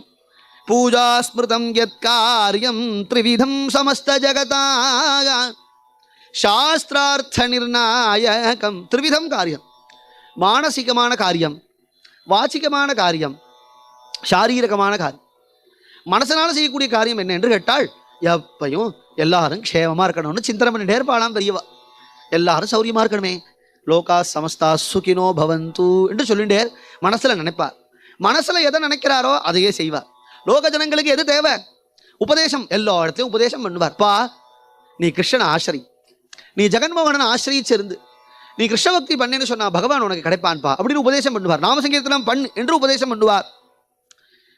இது வாசிகமான காரியம். மனசுல எல்லாரும் க்ஷேமமா இருக்கணும்னு நினைப்பார். இது மானசிகமான கைங்கரியம். சாரீரகமான கைங்கரியம் என்னன்னா அவரே எல்லா கோவில்கள்லையும் போய் அப்புறம் எப்படி கைங்கரியம் பண்ணி கொண்டு இருந்தாரோ அதை ஒரு கைங்கரியம் பண்ணுவாராம். புஷ்பங்கள்லாம் பறித்து பெருமாளுக்கு கொண்டு வந்து சாத்துவார். எல்லா பக்தாலையும் கூட்டி கொண்டு நாமசங்கீர்த்தனங்கள்லாம் செய்வார். லோகோபகாரமாவே ஒரு மகாத்மா உண்டு அப்படின்னு சொன்னா இவரை காட்டிலும் வேற யாரும் இல்லைங்கிறார். எத் காரியம் த்ரிவிதம் சமஸ்த ஜகதா. இங்க ஏதோ திருப்பந்துரத்தில் உட்காந்துருக்காருனா இங்க உட்காந்துருக்காரு நினைச்சுக்காதேடா, லோகத்துக்கே க்ஷேமம் என்று உட்காந்துருக்கார். சமஸ்த ஜகதாம் சாஸ்திரார்த்த நிர்ணாயகம் ஸ்ரீநாராயண தீர்த்த சத்குருவரம் தன்னௌமி முக்தி ஸ்ரீயை. மோட்சம் வேணும் அப்படிங்கிறது ஒரு முக்கியமான ஒரு எல்லாருக்கும் ஆசை. முக்தி ஸ்ரீ வேணும்னு சொன்னா நீ ஆச்சாரியனை போய் ஆசிரி, நாராயண தீர்த்தத்தில் நீ பிரதட்சணம் பண்ணி நமஸ்காரம் பண்ணி நாமசங்கீர்த்தனம் பண்ணி கொண்டு இரு, மோட்சம் கிடைக்கும் என்ற அழகான ஸ்லோகம். நாராயண தீர்த்தார் பூர்வாசிரமத்தில் ஆந்திர பிரதேசத்தில் குண்டூர் என்கின்ற ஒரு நகரத்தில் அவதாரம் பண்ணார். சமஸ்த சாஸ்திரங்களை அத்தியனம் பண்ணார். கோவிந்த சாஸ்திரிகள் அப்படின்னு அவருக்கு பூர்வாசிரமத்தில் திருநாமம். சகல சாஸ்திரங்களையும் கரை கண்டவர். வெள்ள வெள்ளேன்னு இருப்பார். கம்பீரமான பிரகிருதி, ஆஜானுலம்பித புஜன், தீர்க்கமான கண்கள், விஷாலமான நெற்றி, அதில் அழகா பிரகாசிக்கின்ற ஊர்த புன்றங்கள், வக்ஷஸ்தலத்தில் புரளுகின்ற அழகான துளசி மாலை, இடுப்புல அழகான கச்சை நன்னா கட்டிப்பறான். கச்சை நன்னா கட்டிண்டு சங்கீத ஜானம் சின்ன வயசுலேருந்தே உண்டா அவருக்கு. பின்னாடிதான் சங்கீத ஜானம் வந்ததுன்னு இல்லாமல் குழந்தையிலேருந்தே அவருக்கு சங்கீத ஜானம் உண்டு. அப்பேற்பட்ட ஒரு பரிசரத்தில் அவர் அவதாரம் பண்ணார். லோகோபகாரமாவே அப்பவே அவருக்கு சிந்தனை உண்டு. லோகோபகாரமாவே சிந்தனை பண்ணி கொண்டு சஞ்சாரம் பண்ணி கொண்டு இருக்கிறார். ஒரு சமயம் அவர் இப்படி பகவானை தியானம் பண்ணி கொண்டு ஒரு காரியமா கோதாவரி நதி கரையை தாண்டி அக்கறைக்கு போகணும். அந்த காரியத்தை முடிச்சு விட்டு திரும்ப தன்னுடைய கிரகத்துக்கு வரணும் இல்லையா? அப்படி வரும்பொழுது பெரிய பெருக்கு வெள்ளம் எடுத்து ஓடுறது. கோதாவரி அங்கே ஓடும் இல்லையா? ஆந்திராவில் ஓடுறது கோதாவரி. பெருக்கு வெள்ளம் எடுத்து ஓடுறது. பாதியில் வந்துட்டார், மத்தியில் மாட்டினுட்டார். இப்படி மாட்டினுட்டார் அப்படின்னதும் இப்படி மாட்டினுட்டோமே, அச்சோ கிருஷ்ணா, இப்படி ஒரு அக்காலத்தில் ஒரு மிருத்யு எனக்கு ஏற்படணுமா? சமஸ்த சாஸ்திரங்களும் அவருக்கு தெரியும். அதனால என்னன்னா அகால மிருத்யு ஏற்பட்டு அப்படின்னு சொன்னா அவளுக்கு சத்கதி இல்லையே, அபமிருத்யு ஏற்பட்டா அவளுக்கு சத்கதி இல்லையே என்று தோணி ஆபத் சந்நியாசம்னு ஒன்று உண்டு. சந்நியாச தர்மம் கூட அவருக்கு தெரியுமா? அவரோ கிரகஸ்தர். சந்நியாச தர்மம் கிரகஸ்தரா இருக்கும் பொழுதே தெரிஞ்சு வச்சுட்டு இருக்கார். அப்போ சந்நியாச துல்லியரா வாடுறாருன்னு அர்த்தம். காஷாயத்தில் என்ன இருக்கு? காஷாயத்தில் என்ன இருக்கு? நத்து சந்நியசனாதேவ சித்தியும் சமதி கட்சிட்டான் கீதையில கீதாச்சாரி. எல்லாத்தையும் நான் விட்டுட்டேன் அப்படின்னு நீ சொன்னதுனால மட்டும் உனக்கு சித்தி வந்துடுமா? வாஸ்தவமா மனசுலேருந்து அந்த எண்ணம் போடும் இல்லையா? அப்போ சன்னியாச ஸ்வீகாரம் பண்ணும் பொழுது எல்லாரும் ஹே வாசுதேவா பிரபோ, என் பொன்னாசையை விட்டேன், பெண்ணாசையை விட்டேன், மண்ணாசையை விட்டேன், சமஸ்த ஆசைகளை விட்டேன், புத்திரைஷனாக வித்தைஷனாக கிராமைஷனாக சர்வேஷனாக மயா பரித்தியக்தாக அப்படின்னு சன்னியாச ஸ்வீகாரம் மந்திரம் சொல்லுவார். அப்படி எல்லாத்தையும் விட்டேன், உடனே நான் சரணாதிகம் பண்ணேன். வாசுதேவா சரணம் பிரபத்தியே, ஜெகன்மோகனா சரணம் பிரபத்தியேன்னு கண்ணனை சரணாகதி பண்ணார். அந்த கோதாவரி போயிடுவேன்னு நினச்சிதான் அவர் சன்னியாச ஸ்வீகாரம் பண்ணிண்டா. ஆனால் என்ன எடுத்து அந்த கோதாவரி வெள்ளம் அவரை கொண்டு அக்கறையில் சேர்த்து கொடுத்து. சரி, கிருஷ்ண கிருபா படைச்சோன்னு நினைச்சார். தன் கிரகத்துக்கு வரார். அவருடைய பூர்வாசிரமத்தில் இருந்த அவருடைய பாரியாள் அப்படி பார்த்ததும் இப்படி வரும்பொழுதே தங்க ரேகைக்கு சகச்சகன்னு சொல்லிக்கிறார். காஷாயம் தரிச்சு கொண்டு தண்டகமுள்ள கையில் எடுத்துக்கொண்டு மொட்டையை அடிச்சுக்கொண்டு இப்படி வரா. என்னடாது, ஐயோ சன்னியாசம் வாங்கிட்டார் போல் இருக்கே, என்னிடத்துல சொல்லலையே. சன்னியாசம் வாங்கிட்டு என்னத்துக்கு கிரகத்துக்கு வரார்? சன்னியாசம் வாங்கிட்டா கிரகத்துக்கு வரக்கூடாது, பரிவராத காலில் பேர் இல்லையா? என்னத்துக்கு கிரகத்துக்கு வரார் அப்படின்னு தோணுது. கிட்ட வந்ததும், பிரபோ சன்னியாசம் என்னத்துக்கு வாங்கிண்டாள், வாங்கின்றதும் என்னத்துக்கு கிரகத்துக்கு வரேள் அப்படின்னதும், சன்னியாச மந்திரம் தான் சொன்னாரே தவிர காசா எல்லாம் அவர் தரிச்சுக்கல. ஆனா அவருடைய மனைவிக்கு இவர் தரிச்சுட்டா மாதிரி தோன்றதான். பார்த்துதான் அப்படி ஒரு அவளுக்கு ஒரு சாட்சாத்காரம் ஆச்சா. இப்படி ஆனதும் புரிஞ்சுட்டார். கிருஷ்ணா, ஒன் சங்கல்பம், நான் சன்னியாசியா இருக்கிறது உனக்கு பிடிச்சிருக்கா? தர்மத்தில் இருக்கேனே, எனக்கு என்ன இருக்கு? ஏன்னா ஆசிரமானாம் சர்வேஷாம் கார்ஹஸ்தியம் சிரேஷ்டம் ஆசிரமம். 4 விதமான ஆசிரமம் உண்டு. பிரம்மச்சாரி, கிரகஸ்தன், வானப்பிரஸ்தன், சன்னியாசி. 4 விதமான ஆசிரமங்களை சாஸ்திரங்கள் சொல்றது. இந்த 4 விதமான ஆசிரமங்கள்ல எது ரொம்ப சிரேஷ்டம்? கிரகஸ்தாசிரமம் தான் சிரேஷ்டம். கிரகஸ்தா என கபிர்தாஸ் உள்பட பல மகான்கள் கிரகஸ்தாசிரமத்திலே இருந்தா. ஐயாவாலும் கிரகஸ்தாசிரமத்திலே தான் இருந்தா. சத்குரு சுவாமிகளும் கிரகஸ்தாசிரமத்திலே தான் இருந்தார். ஏன் இவாள்லாம் கிரகஸ்தாசிரமத்தில் இருந்தா என்று கேட்டால், மற்ற ஆசிரமங்கள்ல இருக்கிறவாளே கிரகஸ்தாசிரமத்தில் இருந்தால் தான் நம்ம ஆராதனை பண்ண முடியும். அதனால கிரகஸ்தாசிரமத்தில் இருந்தா. இவருக்கு கிரகஸ்தாசிரமத்தில் நிந்தை இல்லையே, கிரகஸ்தாசிரமத்தில் விரும்பிதானே இருந்தார். ஆனா கிருஷ்ண சங்கல்பம் நினைச்சிட்டார். அப்ப ஆசிரமத்துல என்ன இருக்கு? மனசுல தானே இருக்கு. அதனால சன்னியாச ஸ்வீகாரம் பண்ணிட்டார். காசிக்கு போறார். மனசனால சன்னியாச ஸ்வீகாரம் ஆயிடுத்து, மனசனால ஆயிடுத்து. ஏன்னா மகாபிரபுவே அப்படிதான். மகாபிரபு சாட்சாத் கண்ணனே வந்து சன்னியாச தீட்சா மந்திரத்தை சொன்னான். ஈஸ்வரபுரி மகாராஜிட்ட போய் எனக்கு சன்னியாச தீட்சை கொடுங்கன்னு கேட்டார். கொடுக்க மாட்டேன்னுட்டார். ஏன்னா, உன் பாரியா இருக்காப்பா, உன் அம்மா இருக்காப்பா, அவளை நீ பார்த்துக்க வேண்டாமா? உங்க மூத்த அண்ணாவும் சன்னியாசம் வாங்கி விட்டார், உனக்கு சன்னியாசம் கொடுக்க மாட்டேன்னதும் இவர் நேரா கிட்ட போய் அவர் காதை கடிச்சார்.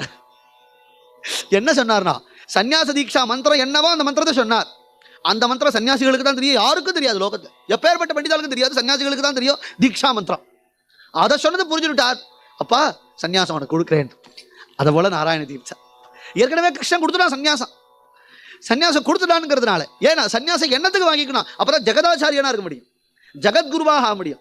ஜகத்குருவா ஆனாதான் எல்லா ஜனங்களுக்கும் க்ஷேமத்தை செய்ய முடியும், எல்லா ஜனங்களாலையும் கிட்ட போக முடியும். இல்ல ஒரு சமூகத்துக்கு மட்டும்தான் அவர் ஆச்சாரியன்னா ஆயிடும். சன்னியாச ஸ்வீகாரம் என்னன்னா, அவ எந்த ஆசிரமத்தையும் சேர மாட்டா, எந்த வர்ணத்தையும் சேர மாட்டா. அதனால என்னன்னா, எந்த ஜனங்கள் வேணா, ஏழை எளிய ஜனங்கள் உள்பட, அவ எந்த மதத்தை சேர்ந்தவாளா இருக்கட்டும், எந்த ஜாதியை சேர்ந்தவாளா இருக்கட்டும், சுவாமிகளை வந்து ஆராதனை பண்ணலாம், சுவாமிகளை வந்து தரிசிக்கலாம். அப்படி ஒரு ஜனங்களோடு ஒரு நெருங்க முடியுங்கிறதுனால சன்னியாச தர்மத்தை ஸ்வீகாரம் பண்ணி கொண்டார். காசிக்கு போனார். காசியில ராமானந்த தீர்த்தர் என்ற ஒரு மகாத்மா, அவரிடத்தை போய் சன்னியாச ஸ்வீகாரம் பண்ணி கொண்டு காசியிலேயே பல நாட்கள் இருந்து கொண்டு வேணி மாதவனை தரிசனம் பண்ணி கொண்டு, விஸ்வநாதரை தரிசனம் பண்ணி கொண்டு, இப்படி லோகம் பூரா சஞ்சாரம் பண்ணி கொண்டு இருந்தார். அவ்வப்பொழுது நம்மளுடைய தேசங்களுக்கும் வருவார். அப்படி தன்னுடைய ஊரான ஆந்திர பிரதேசத்துக்கே வந்தார். அங்க ஒரு ஆச்சரியமான விஷயம், ஒரு சம்பவம் ஐயாவால் சரித்திரத்திலையும் வருது. ஐயாவால் சரித்திரத்திலையும் ஒரு குழந்தை விஷபாதையினால மூர்ச்சியாகி கீழே விழ பரமேஸ்வரனை தியானம் பண்ணி பரமேஸ்வர ஸ்தோத்திரம் சொல்லி அந்த குழந்தைய பஞ்சாட்சரியை சொல்லி எழுப்பிவிட்டார். ஐயாவாள்னு சரித்திரம் வருது. அதுபோல இந்த க்ஷேத்திரத்துல ஒரு அம்மா, அந்த அம்மாவுடைய பர்த்தாவை, கணவரை பாம்பு கடிச்சுடுது. பாம்பு கடிச்சு அவர் என்ன வைத்தியம் பண்ணி அவர் காப்பாற்ற முடியல. கதறா, யாராவது காப்பாத்துங்கோளே, யாராவது காப்பாத்துங்கோளே அப்படின்னு கதறும் பொழுது அந்த வழியா போகிறார் இல்லையா, தனக்கு என்னன்னு போனா அப்புறம் என்ன ஆச்சாரியன்? எல்லாருடைய கஷ்டத்தையும் என் கஷ்டம்னு எந்த பிரபு நினைக்கிறாரோ அவர் தான் ஆச்சார். அப்படி நினைப்பாரான். லோகத்தில் இருக்கக்கூடிய சமஸ்த ஜனங்களுடைய கஷ்டத்தையும் தன் கஷ்டம் நினைப்பாரான் நாராயண தீர்த்த சுவாமிகள். சர்ப்பம் கடிச்சது அப்படின்னது உடனே அங்க போய் அழகான ஒரு கீர்த்தனம் பாடுறார். அமிர்த கலசஹஸ்தோ ஸ்ரீபதே யானகேதும் சுரரிபுதிமிராகாரிம் சோமசூர்யாதிகீதம் அமித பலமசேஷ பிராணினாம் பிராணபூதௌ நிகமமய சுபாங்கம் பாவயாமி ஆப்தகாமோ வைணதேயம் விராஜந்தம் விஷ்ணுவாஹனமுத்தமம் வைகுண்டாஸ்ரயமாம் நாஜகாயம் காயாமி காமதௌ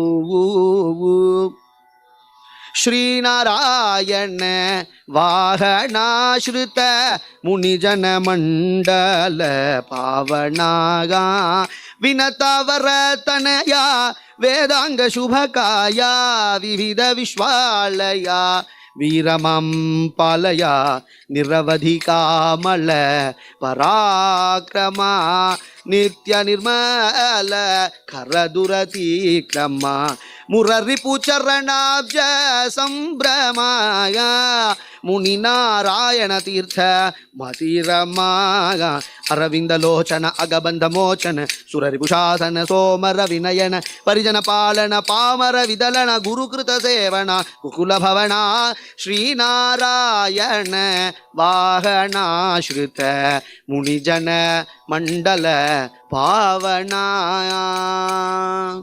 ஆச்சரியமான கீர்த்தனை முகாரி ராகத்தை பாடினார். பெரிய திருவடின்னு சொல்லுவா வைஷ்ணவ சம்பிரதாயத்தை. கருடாழ்வான் கருட பகவானை குறித்து இந்த கீர்த்தனம் பாடுறார். ஹே ஸ்ரீநாராயண வாகனா, நீ அமிர்த கலச ஹஸ்தனாச்சே. அமிர்தத்தை தேவர்கள்லாம் கருடனுக்கு கிடையாதுன்னு பிடிக்க வச்சுட்டாள். வினதான்னு கருடனுடைய அம்மாவுக்கு பேரு. அந்த அம்மாவை கத்ரு அடக்கி வச்சுட்டா. உங்க அம்மாவை நான் விடுதலை பண்ணணும்னா எனக்கு அமிர்தத்தை கொண்டாடினா. தேவர்கள்ட்ட போய் அமிர்தத்தை கேட்டா அமிர்தம் கொடுக்க மாட்டோம்னா. தேவாதி தேவன் இல்லையா கருடன்.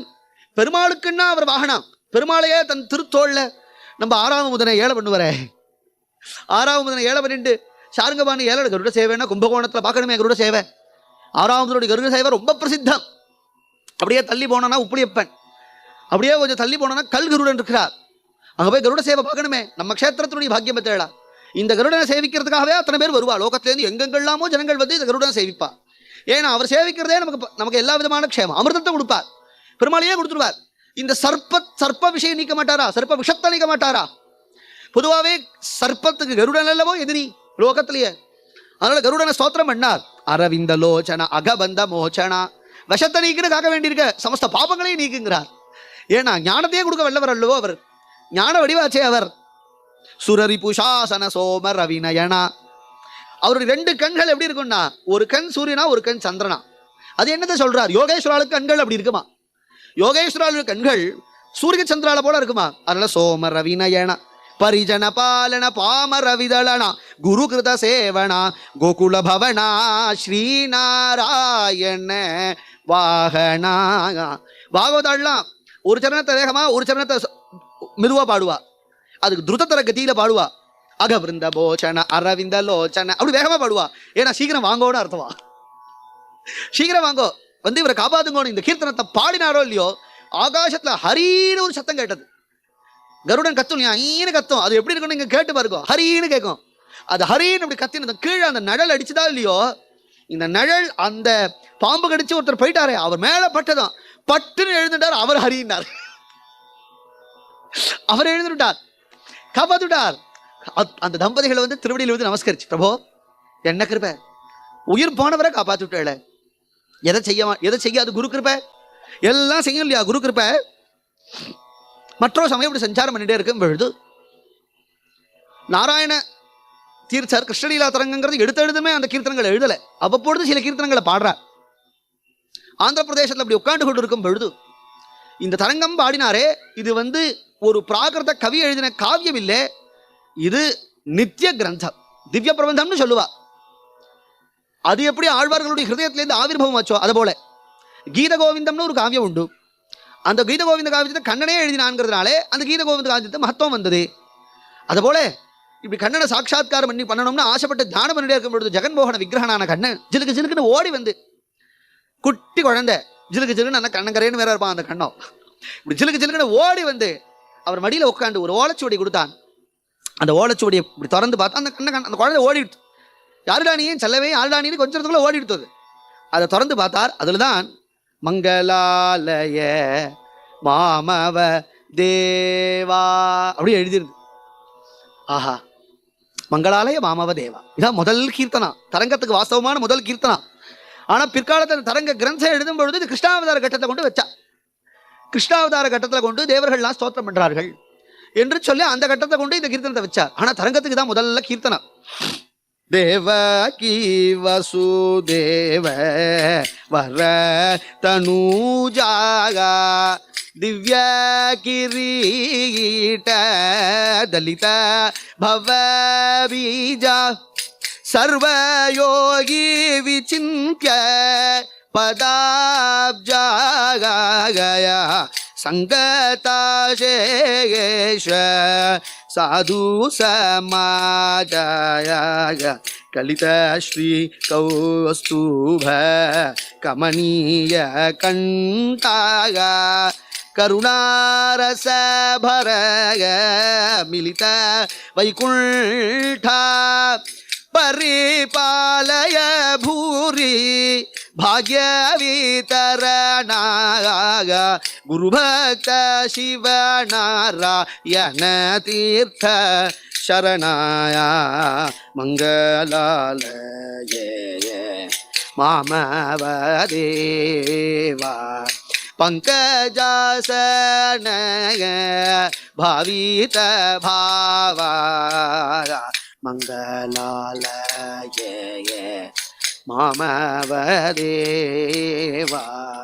கண்ணனை ஆபாத சூடம் கண்ணனை வர்ணிக்கிறார். நீலமேக சாமலனா பீதாம்பரதாரியாய் வைஜயந்தி மாலாதரனாய் கௌஸ்துபா முக்தகண்டனாய் மந்தஸ்மித முகாம்போஜனாய் பருகாவதம்சனாய் கண்ணன் சாட்சாத்காரமானான். ஜெகன்மோகன விக்கிரகன். அவருடைய நித்திய திருவாராதன மூர்த்தி ஜெகன்மோகனன் தான். ஜெகன்மோகனன் தான் பல இடங்களில் அவர் கீர்த்தனம் வென்றார். இப்படியே லோகத்தில் சஞ்சாரம் பண்ணிட்டே இருக்கும் பொழுது ஒரு நாள் அவருக்கு சீரோ வயத்து வலி வந்து கொடுத்து. என்ன காரணமோ தெரியலையே, ஏதோ ஒரு இவரை கொண்டு மகத்தான ஒரு காரியத்தை பெருமாள் செய்ய போறார். சீரான வயத்த வலி வந்து எந்த வைத்தியத்துக்கும் அந்த வயத்த வலி சரியாலன்னு தான்.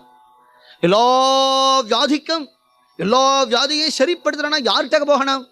லோகத்திலேயே ரெண்டு வைத்தியார், ஒன்று வைத்தியநாதன், இன்னொன்று திருவேங்கடமுடையார். வைத்தியோ நாராயணோ ஹரிஹி. வைத்தீஸ்வரன் கோவில் பக்கத்தில் இருக்கு. பரமேஸ்வரனை போய் நாம் சரணாகதி பண்ணணும். இல்லை திருவேங்கடமுடியான், திருப்பதியில் போய் திருவேங்கடமுடியான நாம் சரணாகதி பண்ணணும். கலவு வெங்கட நாயகா என்று புராணங்கள்லாம் சொல்றது. கலியில நமக்கு கதி யாருன்னா தான் திருவேங்கடமுடியான் தான் விடும். வெங்கடேஷ பிரபுதான் நமக்கெல்லாம் கதி. வெங்கடாத்ரி சமம் ஸ்தானம் பிரம்மாண்டே நாஸ்தி கிஞ்சன வெங்கடேஷ சமோ தேவோ நபூதோ ந பவிஷ்யதி. திருமலைக்கு ஈடான ஒரு மலை லோகத்தை எங்கேயும் கிடையாது. பிரம்மாண்டத்திலேயே கிடையாது, லோகத்தில் கிடையாதுங்கிறது இருக்கட்டும், பிரம்மாண்டத்திலேயே சதுர்தச புவனங்கள்லேயே கிடையாதுன்னார். திருவேங்கடமுடியானுக்கு சமமான தெய்வம் இதுக்கு முன்னாடியும் இல்லை, இப்பயும் இல்லை, இருக்க போறதும் இல்லை.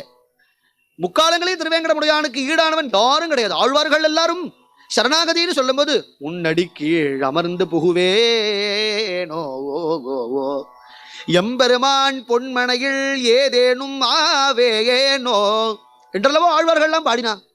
சரணாகதினா எல்லாரும் அவள் தான் போவார். ஆனால் திருவேங்கடமுடியான போய் சரணாகதி பண்ணார். இத்தகைய ஒரு பெரிய உதரபாத வந்துடுத்து, பிரபோ என்னை சம்ரட்சிக்கணும்.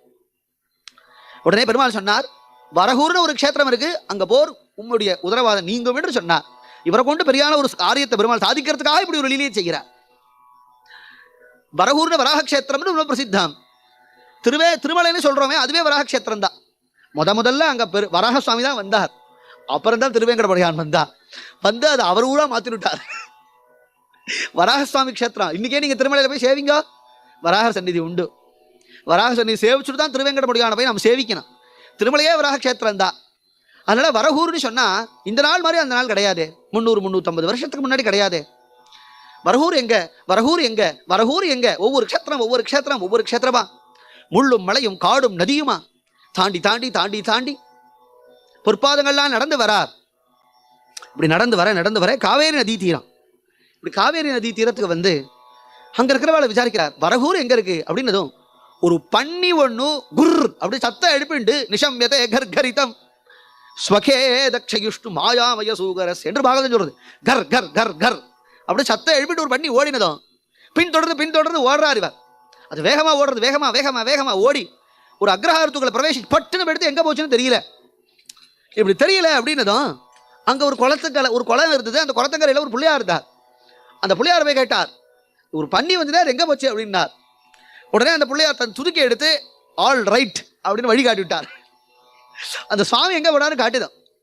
உடனே கீர்த்தனம் பாடினார், ஜெய ஜெய ஸ்வாமின் ஜெய ஜெயா ஜய ஜய ஜித வைரி வர்க பிரச்சண்டா ஜய ஜய கஜ முகா ஜய வக்ரதுண்டா மூஷிக வாகனா முனிஜன வந்தியா தோஷரஹிதா துரிதாசுர பிருந்தா சேஷபூஷணா சைவ வாரிதி சந்திரா போஷித பரிஜனா புண்ணியைக கந்தா அத்ரிசுதா சுத அனவத்ய சரிதா அத்ரிசுதா சுத அனவத்ய சரிதா பத்ர பக்த பவ பஜஹர முதிதா ருத்ரோதிதா ரிஜுமஸ்தக சகிதா சத்ரூப சரசிஜ சமுதித வினுதா ஜய ஜய ஸ்வாமி ஜய ஜய ஜய ஜய ஜய ஜய. பிள்ளையாருக்கு ஒரு கீர்த்தனம் பாடினார், பெருமாளை காட்டினார் இல்லையா? உடனே பிள்ளையாருக்கு இப்படி கீர்த்தனம் பாடினதும் சந்தோஷப்பட்ட விநாயகர் வழி காட்டினதும் உடனே அந்த வழியை தேடி வந்தா அந்த அக்ரஹாரத்துக்குள்ள போற பெருமாளை கண்டுபிடிச்சா வராக சுவாமிய. அந்த வராகத்தையே பின்தொடர்ந்து வந்தா அது ஒரு கிரகத்துக்குள்ள பிரவேசிச்சுது. ஒரு கிரகத்துக்குள்ள அப்படி பிரவேசிச்சுதான் மறைஞ்சு போயிடுது. அந்த கிரகத்துல போய் வராகம் வராகம் வராகம்னா அந்த வீட்டுல இருக்கிறவங்க அங்கிருந்து வந்தா என்ன சுவாமி சன்னியாசி மதிப்பாவா என்னாச்சுன்னா உடனே ஒரு பண்ணி வந்ததேன்னா எங்காத்துக்குள்ள எந்த பண்ணியும் பார்க்கலையே சுவாமி. நாங்க எங்க வீட்டுக்குள்ள பண்ணி வந்தா எங்களுக்கு தெரியாதா? நாங்க எந்த பண்ணியும் பார்க்கலையே. வந்ததே உண்மத்திர போல இருக்கா, பித்து பிடிச்சவன போல இருக்கா. இருந்தாலும் மதிப்பா அந்த கிரகத்திலே தங்கின்றார். நிச்சயம் சுவாமி இங்கதான் இருக்க கூடுன்னு அவருக்கு தெரியும். ராத்திரி ஸ்ரீதேவி பூதேவி சமேதனாக ஸ்ரீனிவாச பெருமாள் சாட்சாத்காரமார். சர்வஜான கிரியாசக்திம் சர்வயோகேஸ்வரம் பிரபும் சர்வவேத்ய விதம் விஷ்ணு பிரப விஷ்ணு உபாஸ்மஹே. பகவான் ஆவிர்பாவமானது பகவான ஸ்தோத்திரம் என்றார். பகவான் உடனே ஆவிர்பாவமாகி சொன்னார், நாரதீர்த்த சுவாமிகளே, இந்த கிரகத்துல இந்த பூமிக்கு அடியில தான் நான் அர்ச்சா திருமேனியாக நான் இருக்கிறேன். என்னை நீங்க உத்தாரணம் பண்ணி எனக்கு ஒரு மந்திரம் நீங்கள் எழுப்பி எனக்கு நித்திய திருவாராதனைகளை செய்யணும் என்று பெருமாள் சொன்னது. உடனே எல்லா ஜனங்களையும் காலமே அழைச்சார். எல்லாரும் வரா சன்னியாசி ஒல்லிய மதிப்பா. உடனே எல்லாரையும் அழைச்சதும் இந்த வீடை தோண்டுனா வீட்டுக்கார ஒத்துக்கணுமா வேண்டாமா? திடீர்னு ஒருத்தர் வீட்டுக்குள்ள போய் சுவாமி காரணம் இல்லாம சொல்ல மாட்டார. அதனால வீடு தோண்டு அப்படின்னு உடனே தோன்றா பார்த்து மண்வெட்டி குத்தி விடாத, கடப்பாறையை வச்சு குத்தி விடாதேப்பா, பார்த்து பண்ணு அப்படிங்கிறார். ஒரு அளவுக்கு மேல மண்வெட்டியை வச்சு தோண்டி கடப்பாறை தோண்டிட்டு அப்புறம் கையால தோண்ட ஆரம்பிச்சுட்டாளாம். இப்படி தோண்ட பெருமாள், அழகான பெருமாள். இன்னைக்கு வரகூரில் நம்ம சேவிக்கிறோமே அந்த பெருமாள் தான் அன்னைக்கு சாட்சாத்காரம் ஆனார். ஒரு பெருமாள், அவருடைய கிரீடம் ரத்ன கிரீடம் தெரியறது. அவர் சுறுசுறுலான கேசங்கள், விசாலமான நெற்றி, அதுல கஸ்தூரி திலகம், தீர்க்கமான கண்கள், எடுப்பான மூக்கு, கொவ்வைப்பழம் போன்ற உதடு, கண்ணாடிகத்த கபோலம், அழகான காதுகள், அதுல பிரகாசிக்கின்ற ரத்ன குண்டலங்கள், சுருளான கேசங்கள், அது வருடி கொடுத்த அழகான கண்டம், விஷாலமான வக்ஷஸ்தலர், அதுல பிரகாசிக்கின்ற பெரிய பிராட்டியார், 4 கைகள், சங்கம் சக்கரம் கதை தாமரையை வைத்துக் கொண்டு, அழகான திருமேனி, அழகான திருநாபி, அதுல நன்னா பெருமாள் நம்மளாம் அரங்காயர் கட்டிக்கிற மாதிரி பெருமாள் கட்டிண்டு கொத்து சாவியெல்லாம் வச்சுட்டு இருக்காராம்.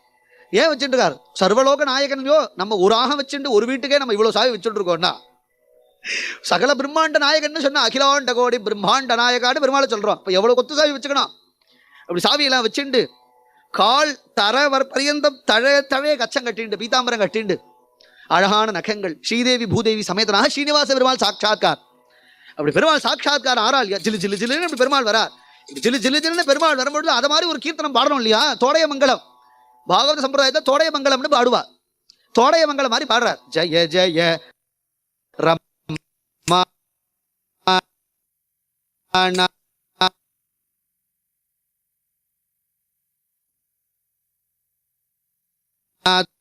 ஜய ஜய மதி ஜன தூர பரிஜன சிவங்கர பரவர ஷரீரா ஹரே நிரவதிக காருண்ய நிகில லோக சரண்ய சரச நாராயண தீர்த்த சத்குரு வரேண்யா ஜய ஜய ரமாநாத ஜய ஜய தராநாத. ஒவ்வொரு கீர்த்தனம் எந்த சமயத்துல வந்ததுன்னு தெரிஞ்சுக்கணும் இல்லையா? அந்த சமயத்துல இந்த கீர்த்தனம் பாடி அந்த பெருமாள் இப்படி சாட்சாத்காரம் ஆனார். சந்தோஷப்பட்டார். பெருமாளுக்கு அழகான ஒரு மந்திரத்தை ஏற்படுத்தினார். மந்திரத்தை ஏற்படுத்தி வைகானச முறைப்படி அந்த பிரதிஷ்டை பண்ணார். வைகானச முறையில் இருக்கக்கூடிய ஸ்ரீ வைஷ்ணவர்களை அர்ச்சகர்களாக ஆக்கினார். பக்ஷோத்சவ பக்ஷோத்சவ பிரம்மோத்சவ சமஸ்த உற்சவங்களையும் கண்டுகளித்துக் கொண்டிருக்கிறார். பெருமாளுடைய இருக்கணும் தான் ஆசை, பரிவிராஜகால் சமஸ்த லோகத்துக்கும் சென்றுதான் ஆகணும். இப்பதான் உட்காண்டு கொண்டு கிருஷ்ணலீலா தரங்கினி என்ற உயர்ந்த கீர்த்தனங்களை பாடும். இதுக்கு யக்ஷகானம் என்று இந்த முறைக்கு பெயர். நாடகம்னு ஒன்று உண்டு, காவியம்னு ஒன்று உண்டு, கீர்த்தனம்னு ஒன்று உண்டு. ஒவ்வொரு தேசங்களில் ஒவ்வொரு வழக்கம். விஷ்ணோர் கானஞ்ச நிறுத்தஞ்ச நடனஞ்ச விசேஷதகா என்று சாஸ்திரம் சொல்றது. கானம் பாட்டு பாடுறது, கச்சேரி பாடுறதுன்னு அதுவும் பெருமாளுக்கு செய்கிற திருவாராதனை, பெருமாளுக்கு செய்கிற கைங்கரியம். விஷ்ணோ கோ கோ கானஞ்ச நிறுத்தஞ்ச நடனஞ்ச விசேஷதா. நிறுத்தம் என்றால் பரதநாட்டியம். அதுலேயே நிறைய விதவிதங்களா நாட்டியங்கள் இருக்கு. அது நாட்டியங்களுக்கெல்லாம் நிறுத்தம்னு பேர். நடனம்னு என்ன சொல்றா? அபிநயத்தோடு கூடிய நாட்டியம்.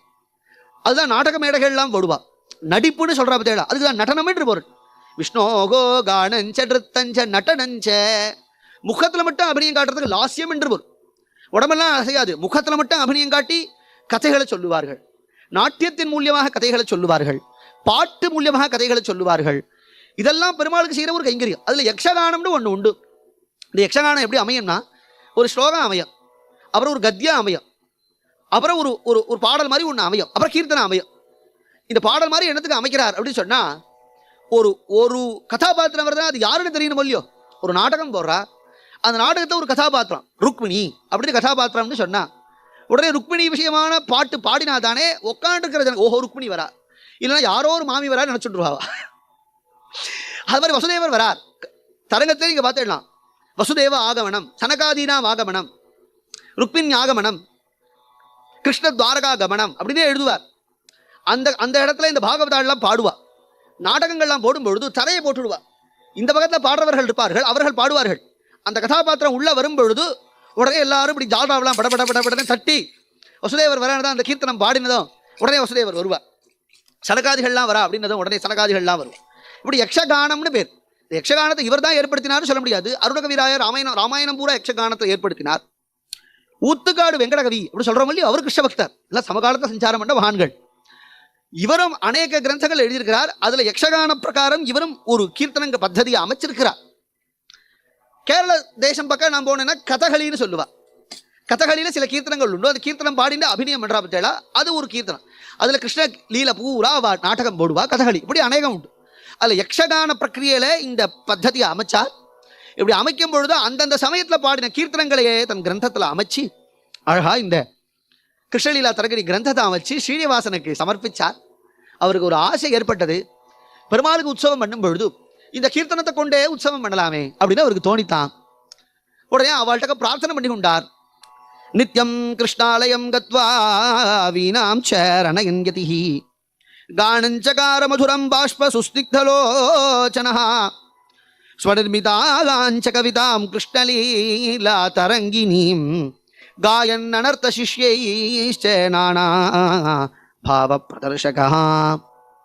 இது அடியனுடைய குருநாதால் ஸ்ரீ ஸ்ரீ கிருஷ்ணபிரேமி சுவாமிகள் என்ற ஒரு மகாத்மா இருந்தார். அவர் வைஷ்ணவ சம்ஹிதா என்கின்ற ஒரு பெரிய இதிகாச கிரந்தத்தை அருளினார்.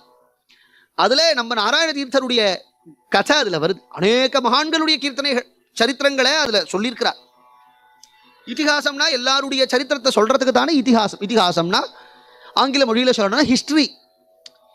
இதுக்கு இதிகாசம்னு பேரு. ஏன்னா கிட்டத்தட்ட 300-400க்கு மேற்பட்ட சாதுக்களுடைய சரித்திரங்களை, எல்லா பாரத தேசத்தை சஞ்சாரம் பண்ண சரித்திரம், மகான்களுடைய சரித்திரத்தை ஒரே கிரந்தமாக அருளினார்.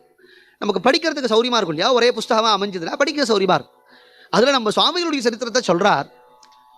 கிருஷ்ணலீலா தரங்கினி கிரந்தத்தை நாராயணனுக்கு ஸ்ரீனிவாசனுக்கு அதை உற்சவத்துல பிரதானமா பாடி பெருமாளுக்கு கைங்கரியம் பண்ணணும்னு ஆசைப்பட்டு இதை பிரார்த்தனை பண்ணி கொண்டதும் உடனே அந்த வைகானசா மார்க்கத்தில் இருக்கக்கூடிய அவர்கள்லாம் சொன்னார்கள், காம குரோத விஹீனானாம் யதீனாம் விஜிதாத்மனாம் ஏவங்காந்தர்வ வித்யாயாம் அதிகாரோ ந வித்யதே ததாபி சாஸ்திரமுல்லங்க்ய ஸ்வச்சந்தே சரிதோஹ்யம் கரோதி நாட்டியம் கானஞ்ச நிருத்யம் நித்யம் கிருஷ்ணாலய.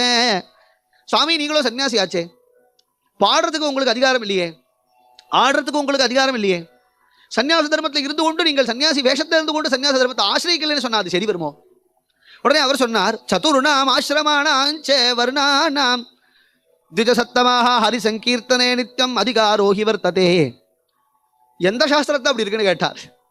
ஏன்னா நாம சங்கீர்த்தனம் பண்ணக்கூடாது சன்னியாசிகள் எந்த சாஸ்திரத்தில் இருக்கு? எல்லாருக்கும் நாம சங்கீர்த்தனம் பண்றதுல அதிகாரம் உண்டு. அவன் பிராமணனா இருக்கட்டும், அவன் சத்திரியனா இருக்கட்டும், அவன் வைசியனா இருக்கட்டும், அவன் துரியனா இருக்கட்டும், அவன் பஞ்சமனா இருக்கட்டும், அவன் ஞானாவேனா இருக்கட்டும், அவன் சன்னியாசியா இருக்கட்டும், அவன் பிரம்மச்சாரியா இருக்கட்டும், வானப்பிரஸ்தனா இருக்கட்டும், கிரகஸ்தனா இருக்கட்டும், யாரா வேணா இருக்கட்டும், அவர்களுக்கு ஹரின்னு சொல்ற உரிமையை பெருமாள் கொடுத்திருக்கிறார். அதை பறிக்கிற உரிமை யாருக்கு உண்டு சுவாமி? எல்லாருக்கும் அதிகாரம் உண்டு. ஹரி சங்கீர்த்தனே நித்யம் அதிகாரோகி வர்த்ததே அயமேவ பரோதர்ம கலிகல்மஷ நாசகா சம்பிரோக்த சர்வசாஸ்திரேஷு கிருஷ்ண சங்கீர்த்தனாத்மகா. சத்யா மறுத்து பேச முடியாது. ஏன்னா எல்லா வேதங்கள்லேருந்தே ஆரம்பிச்சு சமஸ்த சாஸ்திரங்கள்லையும் ஹரிநாம சங்கீர்த்தனம் எல்லாரும் பண்ணலாம். இன்னார் தான் பண்ணலாம், இன்னார் தான் பண்ணக்கூடாதுங்கிற அந்த ஒரு தாழ்வு மனப்பான்மை வேதங்களுக்கோ சாஸ்திரங்களுக்கோ மகர்ஷிகளுக்கோ கிடையாது. யார் வேணா செய்யலாம், யார் வேணா பண்ணலாங்கிறது சாஸ்திரம் ஒத்துருட்டா. இவ உடனே சொல்றா, வைகானசேன விதினா துஜைஹி ஆராத்யதே ஹரிஹி அஸ்மின் திவ்யாலயே நித்யம் வைதிகைஹி தாந்திரிகைஹி பிரபோ. இந்த ஆலயத்தை வைகானச முறைப்படி தான் நாம் அமைச்சிருக்கிறோம். வைகானச முறைப்படி செய்யும் பொழுது வைகானச முறைப்படி தான் நாம் உற்சவங்களை நடத்தணுமே தவிர புதுசா ஒன்று கலப்பக்கூடாதுன்னா. அதனால நீங்க பிரபந்தம் பிராகிருதம் தொத்ர கீர்த்தயன் நேவ கஷ்டன தஸ்மாத் க்ஷிப்ரம் மடம் கத்வா கிருஷ்ண சங்கீர்த்தனம் குரு. நீங்க உங்க மட்டத்துல போய் நீங்க பண்ணுங்க. இதை மந்திரமா நீங்க அமைச்சலே தவிர பஜனாசிரமமா அமைக்கலையே. பஜனாசிரமம்னா பஜனை பண்ணலாம், மந்திரம்னா பூஜை தான் பண்ணணும், கோவில் சொன்னா பூஜை தான் பண்ணணும். கோவில்ல நாம சங்கீர்த்தனமும் பண்ணலாம் சுவாமி. ஏன் எங்க பண்ணிருக்கா, யார் பண்ணிருக்கா, பண்ணலையான்னு? ஸ்ரீரங்கத்துல ஒரு மாசம் மார்கழியில் 40 பகல் 10 20 நாள் உற்சவம் நடக்கும். அந்த உற்சவாதிகளை நீங்க போய் பாருங்க. அரகர் சேவைன்னு உண்டு. 4000 திவ்ய பிரபந்தங்களையும் தாளம் வச்சுண்டு பவித்திரமால தரிச்சு கொண்டு அரையர்கள்லாம் இருந்து கொண்டு பகவானுடைய திருநாமத்தை பாடுவா. பல்லாண்டு பல்லாண்டு பல்லாயிரத்தாண்டு பல கோடி 100,000 மல்லாண்ட திந்தோல் மணிவண்ணா உன் செவ்வடி செவ்வி திருக்காப்பு. நாம சங்கீர்த்தனத்துல பாடும். ஆழ்வார்களே நாம சங்கீர்த்தன பிரகாரம் தான் அமைச்சிருக்கா. அதனால மனதினால் வாயினால் பாடி மனதினால் சிந்தித்து, வாயினால் சொல்லின்னு சொல்லணும் இல்லையோ, பாடின்னு சொல்லுவானே. என்ன 4000 பாட முடியுமா? திருப்பாவை 30 தப்பாம நம்மளால பாட முடியும். கீர்த்தனமாவே திருப்பாவை பாட முடியும். அப்படியே அமைச்சிருக்கா. அந்த சந்தங்களே அப்படி இருக்கு. திருச்சந்தங்களை அப்படி போட்டு அப்படி அமைச்சு ஆச்சரியமா ஆழ்வார்கள் பாடியிருக்கிறார்கள். இன்னைக்கு அந்த கோவில்கள் எல்லாம் 4000 திவ்ய பிரபந்தத்தை சேவிக்கலையா? உற்சவத்தை அங்கமா அதையே ஒரு உற்சவமா நடத்தலையா சுவாமி? ஜெகநாதத்துல போனோம்னு சொன்னா கீத கோவிந்தத்தை பாடிதானே. ஜெகநாதனுக்கு நித்தியோத்சவ வத்சோத்சவ மாசோட்சவங்கள்லாம் எல்லா உற்சவங்களும் நடக்கிறது. அதனால செய்யலாமே. அதெல்லாம் திவ்யமான பிரபந்தங்கள். உங்களுடைய பிரபந்தம் திவ்ய பிரபந்தம் இல்லையேன்னா உடனே மனசுல வருத்தப்பட்டு, ஓஹோ இது நான் எழுதினேங்கிறதுனால அப்படி சொல்றேலா? கீத கோவிந்தத்தையும் எழுதினான்னா யாரு எழுதினா? கிருஷ்ணன் தான் எழுதினா. கிருஷ்ணன் தான் ஸ்மரகரல கண்டோ மம சிரசி மண்டனோ தேஹி பத பல்லவ முதாரம் பிரியே. இந்த வரிய கண்ணன் தான் எழுதினான். கீத கோவிந்தத்தை யாரும் ஏத்துக்கல. அந்த ராஜன் சொன்னான், என்னுடைய கிரந்தத்தை தான் எடுத்துக்கணும், கீத கோவிந்தத்தை யாரும் ஏத்துக்க கூடாதுன்னு. ஜெகநாதன் சன்னிதியில் கொண்டு வச்சா கீத கோவிந்தத்தை எடுத்து சிரசில் வச்சுடா ஜெகநாத். அப்ப கீத கோவிந்தம் சர்வோத்தமமான கிரந்தம் என்று தீர்மானிக்கப்பட்டு திருவாச்சகத்தை யாரும் ஏத்துக்க கூடாதுன்னா நடராஜர் சொன்னார், திருவாச்சகம் அறியாதார் எதையும் அறியாதா, திருவாச்சகம் தான் முக்கியம் நடராஜா பண்ணிவிட்டார். நீ இப்ப என்ன பண்ண போற? துளசி ராமாயணத்தை யாரும் ஏத்துக்க மாட்டேன்னா விஸ்வநாதன்ட்ட கொண்டு துளசிதாஸ் வச்சார். அவர் அழகா எழுதினார், சத்தியம் சிவம் சுந்தரம். கையெழுத்து போட்டு கொடுத்துட்டார். சிவனே கையெழுத்து போட்டு கொடுத்துட்டார். சிவனே அங்கீகாரம் பண்ணதுக்கு அப்புறம் யாரும் சுவாமி அங்கீகாரம் பண்றது? உடனே கிருஷ்ணா, என்னுடைய கிரந்தம் திவ்ய பிரபந்தம்னு நீ நினைச்சியானா? நான் எழுதல, கவி நயத்தினால இது புனைக்கப்பட்ட காவியம் இல்லை, இது உன்னுடைய கிருப்பை. நீதானே எனக்கு மங்களாலய மாமவ தேவா என்று எடுத்து கொடுத்தாய். நீ அல்லவோ இந்த கிரந்தத்துக்கு கர்த்தா, நான் இல்லையே. இந்த கிரந்தம் சத்தியமாக இருக்கும் பட்சத்தில் இது லோகம் பூரா பிரசித்தியாக்குவது உன்னுடைய பொறுப்பு. இதை திவ்ய பிரபந்தம் ஆக்க வேண்டியது உன்னுடைய பொறுப்பு. உடனே அவளெல்லாம் பார்த்து சொன்னார், ஓஹோ அப்படி சொன்னேன்னா பகவானுடைய கிருபையினால எதுவுமே சித்திக்கும் சுவாமி. இது திவ்ய பிரபந்தமா இல்லையாங்கிறத பகவான பரீட்சை பண்ற யோகியதை எனக்கு இல்லையே. கிருஷ்ணா இதை பரீட்சை பண்ணுன்னு சொல்ற யோகியதை எனக்கு இல்லை. ஆனா கிருபை செய்யுங்கிறது பிரார்த்தனை பண்ற யோகியதை எனக்கு இருக்கு. எதி கிருஷ்ணஸ்ய கிருபையா பிரவருத்தேயம் தரங்கினி நிரூபணம் குரு க்ஷிப்ரம் சர்வேஷாம் அப்படி பஷ்யதாம். கிருஷ்ண கிருபையினால பண்ணதுங்கிறே, கிருஷ்ணன் தான் மங்களாலயர் எழுதி கொடுத்தாங்கிறே, அது சத்தியமாக இருக்கும் பட்சத்தில் அது நிரூபணம் பண்ணுங்க. நிரூபணம் பண்ணுங்கன்னா கிருஷ்ணா வா நிரூபணம் பண்ணு சொல்ல முடியுமா? சொல்ல முடியாதே கிருஷ்ணா, உன்னுடைய கிருபை அல்லவோ. சொன்னார் அவர், யதி மே காவ்யமே தத்து கிருஷ்ண சந்தோஷகாரகம் கரோது நடனம் தேவஹா பகவான் பக்தவத்சலகாயா. கிருஷ்ணா இந்த காவியம் சத்தியமாக இருக்கும் ஆகில், இந்த கிரந்தம் உனக்கு மனசுல சந்தோஷம் ஏற்படுத்தும் ஆகில், நீயே இதை நிரூபணம் பண்ணு. அந்த எல்லா பிராமணாலையும் அழைச்சா, கண்ணன் முன்னாடி தரையை போடுங்கோ, ஒருத்தரும் உள்ள இருக்கக்கூடாது, எல்லாரும் வெளில வந்துருங்கோ, நான் ஒரு கீர்த்தனம் பாடுறேன். இப்படி கீர்த்தனம் பாடும் பொழுது உள்ள இருந்து நூபன துவனி கேட்டுதுன்னு சொன்னா திவ்ய பிரபந்தம் ஒத்துக்கும். நீங்க ஒத்துக்கோங்க. தேவஸ்யாக்ரே யவனிகாம் குருத்தம் பிராமணோத்தமாக அத்யுஷ்மாபிஹி அஸ்மாபிஹி ஸ்ரோதவ்யோ நூபுரத்வனி என்று சொல்லி அழகான கீர்த்தனம் பாடுறார். சாருணூபுர கமல சரண பால சாபலா சரச சத்குண ஜாலா சங்கத லீலா நாரத நீல நிர்மலா நித்ய சுத்தாகம மூலா நாராயண தீர்த்த பாலா நத ஜனாலோலா மாதவ மாதவ கிருஷ்ணா. அழகான கீர்த்தனை. இந்த கீர்த்தனை பாடினதா இப்படி மாதவ மாதவ கிருஷ்ணா. ஒவ்வொரு சரணமா பாடும் பொழுது பாட ஆரம்பிக்க உள்ள இருந்து ஜல் ஜல் ஜல் ஜல் ஜல் ஜல் ஜல் ஜல் ஜல் அப்படி நூபுரத்தோடு கேட்டது. தகதிமி தகதிமி தகதிமி தகதிமி தத்தோம் தத்தோம் தரிக்கிட தத்தோம். உள்ள ஜதியெல்லாம் கேட்கறது. சத்தம் என்னடா அது? உள்ள இருந்து யாராவது தாளம் போடுறாள், உள்ள ஒருத்தருமே இல்லையே, எல்லாரும் வெள்ள வந்துட்டாளே. அத்தனை பேரும் பார்த்தா அத்தனை பேரும் அவர் திருவடியில் விழுந்தா, பிரபோ எங்களை மன்னிச்சுக்கோ. திவ்ய பிரபந்தம் தான். இனிமே என்னன்னா வரகூர்ல தரங்கம் பாடிதான் உற்சவம் அப்படின்னு பண்ணிட்டாளாம். அதனால வரகூர் உரியடி உற்சவம்னா லோகம் பூரா பிரசித்தமாச்சு. இன்னைக்கு உரியடி உற்சவம்னா அவ்வளவு பிரசித்தம். அன்னிலிருந்து இன்று பர்யந்தம் எந்த உற்சவம் இருந்தாலும் தரங்கம் பாடுறது தரங்கம் பாடுறது தரங்கம் பாடுறது. ஊத்துக்காடு கிருஷ்ணனுக்கும் ஊத்துக்காடு வெங்கட கீர்த்தனம் பாடினாதான் கண்ணன் வெள்ள வரும். ஜெகநாதனுக்கும் அஷ்டபதி பாடினாதான் ஜெகநாதன் வெள்ள வரும். திவ்ய பிரபந்த சேவிச்சாதான் நம்பெருமாள் வெள்ள வருவார். அதுபோல நம்ம ஸ்ரீனிவாசன், வரகூர் ஸ்ரீனிவாசன் தரங்கம் பாடினாதான் வெள்ள வரும். ஜல் ஜல் ஜல் ஜல்னு ஆடுவார் பெருமாளும். அப்படி ஆச்சரியமா திவ்ய பிரபந்தமா தரங்கமாச்சே. பகவானும் சுப்ரசன்னோ முகுந்தோபி பதசிஞ்சிதனூபுரஹ சகாரடனம் ரம்யம் வேணுவாதன தத்பரஹா. அநேக சிஷ்யர்கள் இவருக்கு உண்டு. அதுல ஒரு சிஷ்யன், இவரிடத்துல அபரிமிதமான பிரேம. இவரோ பிக்ஷாவந்தனம் எடுத்து தன் ஜீவன யாத்திரையை நடத்தணும்னு சங்கல்பம் பண்ணிட்டார். மாதுகர விருத்தி ஆஜகர விருத்தின்னு ரெண்டு விருத்தி. மாதுகரம்னா வண்டு எப்படி போய் ஒவ்வொரு புஷ்பங்கள்ல தேனை பறித்து சாப்பிடுமோ அதை போல சன்னியாசிகள் ஒவ்வொரு கிரகத்துல பிக்ஷாவந்தனம் எடுத்துக்கொண்டு அன்னைக்கு தேவையானது கிடைச்சதுன்னா சாப்பிட்டுட்டு கையை அலம்பிட்டு நாமசிங்கத்தில் பண்ணிட்டு உட்காண்டு அது மாதிரி இருப்பார். ஆஜகர விருத்தினா என்ன? மலைப்பாம்பு மாதிரி. மலைப்பாம்பு இறையை தேடி போகாது, இறதான் மலைப்பாம்பை தேடி வரும். அதை போல சன்னியாசிகளை கூட யாராவது பார்த்துட்டு அவளால் முடிஞ்சது ஏதோ அவருக்கு ஒரு வேளை சாதம் போட்டானா பாக்கியசாலிகள். அந்த விருத்தியில் இருக்கிறவர். இவனுக்கா என்னன்னா இவன் பரம ஏழை. இந்த சிஷ்யன் இவனுக்கே அடுத்த வேலைக்கு சாப்பாடு கிடையாது. ஆனால் குரு பக்தி அப்படி ஒரு பக்தி. ஆத்துல எதை சமைச்சாலும் ஆம்படியாள்கிட்ட சொல்லுவான், அம்மா நன்னா சமை, காரங்கீரை சேர்த்து விடாத. என் ஆச்சாரியன் காரம் சேர்க்க மாட்டார், மிளகு தான் சேர்த்துப்பார். அவர் புளி சேர்த்துக்க மாட்டார், அவருக்கு புளி பித்தாம். நீ அதனால நன்னா அவருக்கு உகக்கும்படியாக நீ சமை. எல்லாம் சமைச்சு மத்தியானம் உச்சி பொழுதாச்சுன்னா தினப்படி கொண்டு நிறுத்து. அவர் கோச்சுண்டார், எனத்துக்கு தினப்படி எனக்கு சாப்பாடை கொண்டு கொடுக்குறேன், ஏன் எனக்கு சாப்பாடுக்கு வக்கு இல்லையான்னு? யாரும் எனக்கு போட மாட்டாளா? கிராமத்தில் இருக்கிறவ யாருக்குமே தர்மம் தெரியாதா? நீ போட்டுதான் நான் சாப்பிடணுமா? அப்புறம் என்ன லோகத்தில் எல்லாரும் என்ன பேசுவானா? உன்னை நம்பிட்டு நான் வாடுறேன்பா, யாரை நம்பிட்டு நான் வாடணும்? இதுவே இந்த மாதிரி செய்கிற வேலை வச்சுக்காதேம்பார். நன்னா திட்டு வாங்குவான். திட்டு வாங்கிட்டு அன்னைக்கு திட்டிவிட்டு அவரு சாப்பிடுவார். எல்லாத்தையும் எடுத்துட்டு போயிடுவான். மறுநாளைக்கு அதே மாதிரி வருவான்.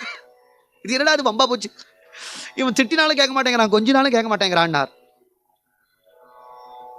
அவனுக்கு தெரியாம எங்கேயாவது போயிடுவோம் அப்படின்னு அவருக்கு தோணித்து திருப்பழனம் அப்படின்னு ஒரு க்ஷேத்திரம் கோலிடக்கரை பக்கத்துல தான் இருக்கு. நம்ம ஊர் க்ஷேத்திர பக்கத்துல தான் இருக்கு, இங்கதான் இருக்கு. அங்க போய் உட்கார்ந்துட்டார். எப்பயும் அவர் பெருமாள் சன்னிதியில தான் இருப்பார். அங்க வந்து தேடினா ஆச்சாரியனை காணோம். எங்க போனாரோ? சுவாமிகளை பார்த்தேளோ? கையில சாப்பாடு மூட்டை. சுவாமிகளை பார்த்தேளோ? அப்படி விசாரிச்சான். அப்பா அந்த தெரு வழியா எங்கேயோ போனாருப்பான்னு ஒருத்தர் சொன்னான். அந்த தெருக்கு வந்தான். சுவாமிகளை பார்த்து, எந்த சுவாமியை கேட்கிற? எங்க சுவாமி? உங்க சுவாமினா யாருப்பா? காஷாயம் கட்டி கொண்டு, கையில தண்டா வச்சுக்கொண்டு, கையில சிக்பலகா வச்சுக்கொண்டு, கோபி சந்தனம் இட்டுக்கொண்டு, துளசி மாலை. அந்த சுவாமிகளா? அவர் காவேரி மார்க்கமா போனார். கொள்ளிட வழியா உச்சி பொழுது ஆச்சே. ஐயோ வெயில் சுட்டு எரிக்குமே, காவேரி ஓடலையே, மண்ணு காலை பொசுக்கி விடுமே, இதுலயா போனார்? தேடி தேடி தேடி தேடி வரா. இப்படி வந்தா ஜில்லுன்னு காத்து வீசுறது, அதுல மதுரமான குரல் கேட்கறது, தரங்கம் பாடிட்டு இருக்காரு. அந்த குரலை தேடி தேடி தேடி தேடி வந்துட்டான் அந்த புள்ள. இப்படி வந்தா உட்காந்துருக்கார். ஆச்சாரியனை பார்த்துதான் வெயில் தெரியல, மண்ணு தெரியல, கல்லு தெரியல, ஓடி வந்தான். அவன்கிட்ட கிருபா வந்துடுச்சு. ஏன்பா எதுக்கு வந்த? இல்ல எனக்கே உச்சி பொழுது ஆயிடுத்து, வயிறு கவாங்கிறது, பசிக்கிறது. உங்களுக்கு பசிக்குமே, இங்க கார்த்தாலேருந்து ஒண்ணு சாப்பிடலையே. அவர் திருவடியை பார்த்தான், இப்படி 2 காலம் இப்படி மடிச்சு பத்மாசனத்தை உட்காந்துருக்காரு இல்லையா, அது பார்த்தா செவந்து போய் கொப்பளம் வந்துடுச்சு. இப்படி கொப்பளம் வந்தது பார்த்துட்டோம். பிரபோ என்ன ஆச்சு, ஏன் கொப்பளம் வந்தது, என்ன ஆச்சு? அவர் சொன்னார், நீ எனக்கு சாதம் எடுத்துட்டு அந்த வெயில் நடந்து வந்த இல்லையா, உன் கால் சுடுமேனுட்டு அந்த சூட்டை நான் வாங்கிவிட்டேன்பா. பேர்பட்ட குரு பத்தேளோ, பேர்பட்ட குரு, அந்த சூட்டை நான் வாங்கிவிட்டேன்பா அப்படின்னது. அழ ஆரம்பிச்சுட்டான், தவிக்க ஆரம்பிச்சுட்டான். உங்க கிருபைக்கு நான் என்ன செய்வேன் பிரபோ? அவர் சொன்னார், உன் பக்திக்கு நான் கடனாளி ஆக்கிட்டியப்பா, என்ன கடங்காரன் ஆக்கிட்டியே. என்னிடத்தை இவ்வளவு அபரிமிதமான நீ பிரேமையை செய்யற, உனக்கு என்ன வேணும் கேளு, நான் எதை வேணா நீ கேளு, நான் உனக்கு தரேன். குரு பக்தி வேணும்னு கேட்கணும் இல்லையோ. ஆனா அவன் கஷ்டம், அடுத்த வேலைக்கே சாப்பாடு இல்லை. அவனுக்கு கிடைச்ச சாப்பாடையும் ஆச்சாரியனுக்கு கொடுக்குறான். 10 குழந்தைகள் வேற அவனுக்கு. என் தரித்திரம் நீங்கன்னு காட்டு. கோச்சுக்கல. அங்க ஒரு மூலிகையை காட்டினார். பா, இந்த மூலிகையை பார்த்து வச்சுக்கோ. இது என்ன சுவாமி? சூளை நோயின்னு ஒண்ணு வரும். இந்த சூளை நோய்க்கு இந்த மூலிகை மருந்து பண்ணி கொடுத்தாதான், சாறு பண்ணி கொடுத்தாதான் சூளை நோய் நீங்க. அப்பருக்கே சூளை நோய் வந்தது இல்லையா. காளை கொடுத்து காத்தான், பாலை கொடுத்து காத்தான், ஓலை கொடுத்து காத்தான், சூளை கொடுத்து காத்தான் நால்வர்களுக்கு சொல்லுவார் சைவ சம்பிரதாயத்துல. அப்பருக்கே சூளை நோய் வந்தது. அப்படி வந்துதான் பெருமாள் சிவபெருமான் தனதாட்கொண்டார் திருநாவுக்கரசரை. சூளை நோய் வந்ததுன்னா அதுக்கு உபயோகப்படுற இந்த மூலிகை இதை பார்த்து வச்சுக்கோன்னு மட்டும் சொன்னார்.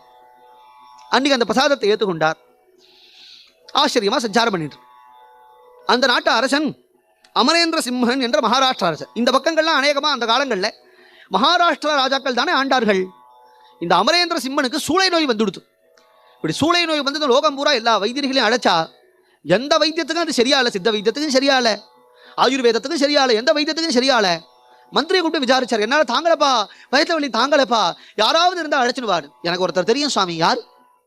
நாராயண தீர்த்தர்னு ஒருத்தர் இருக்கார். அவர் கடாட்சம் பட்டுதுனா உங்களுக்கு சரியா போயிடும், அவரை அழைச்சிடுவா. அவரெல்லாம் வரமாட்டார் சுவாமி, நம்ம தான் போய் அவரை பார்க்கணும். அவர் ரங்கராஜனுக்கு கைங்கரியம் பண்ணிட்டு இருக்கிற பிரபு, ஸ்ரீனிவாசனுக்கு கைங்கரியம் பண்ற பிரபு.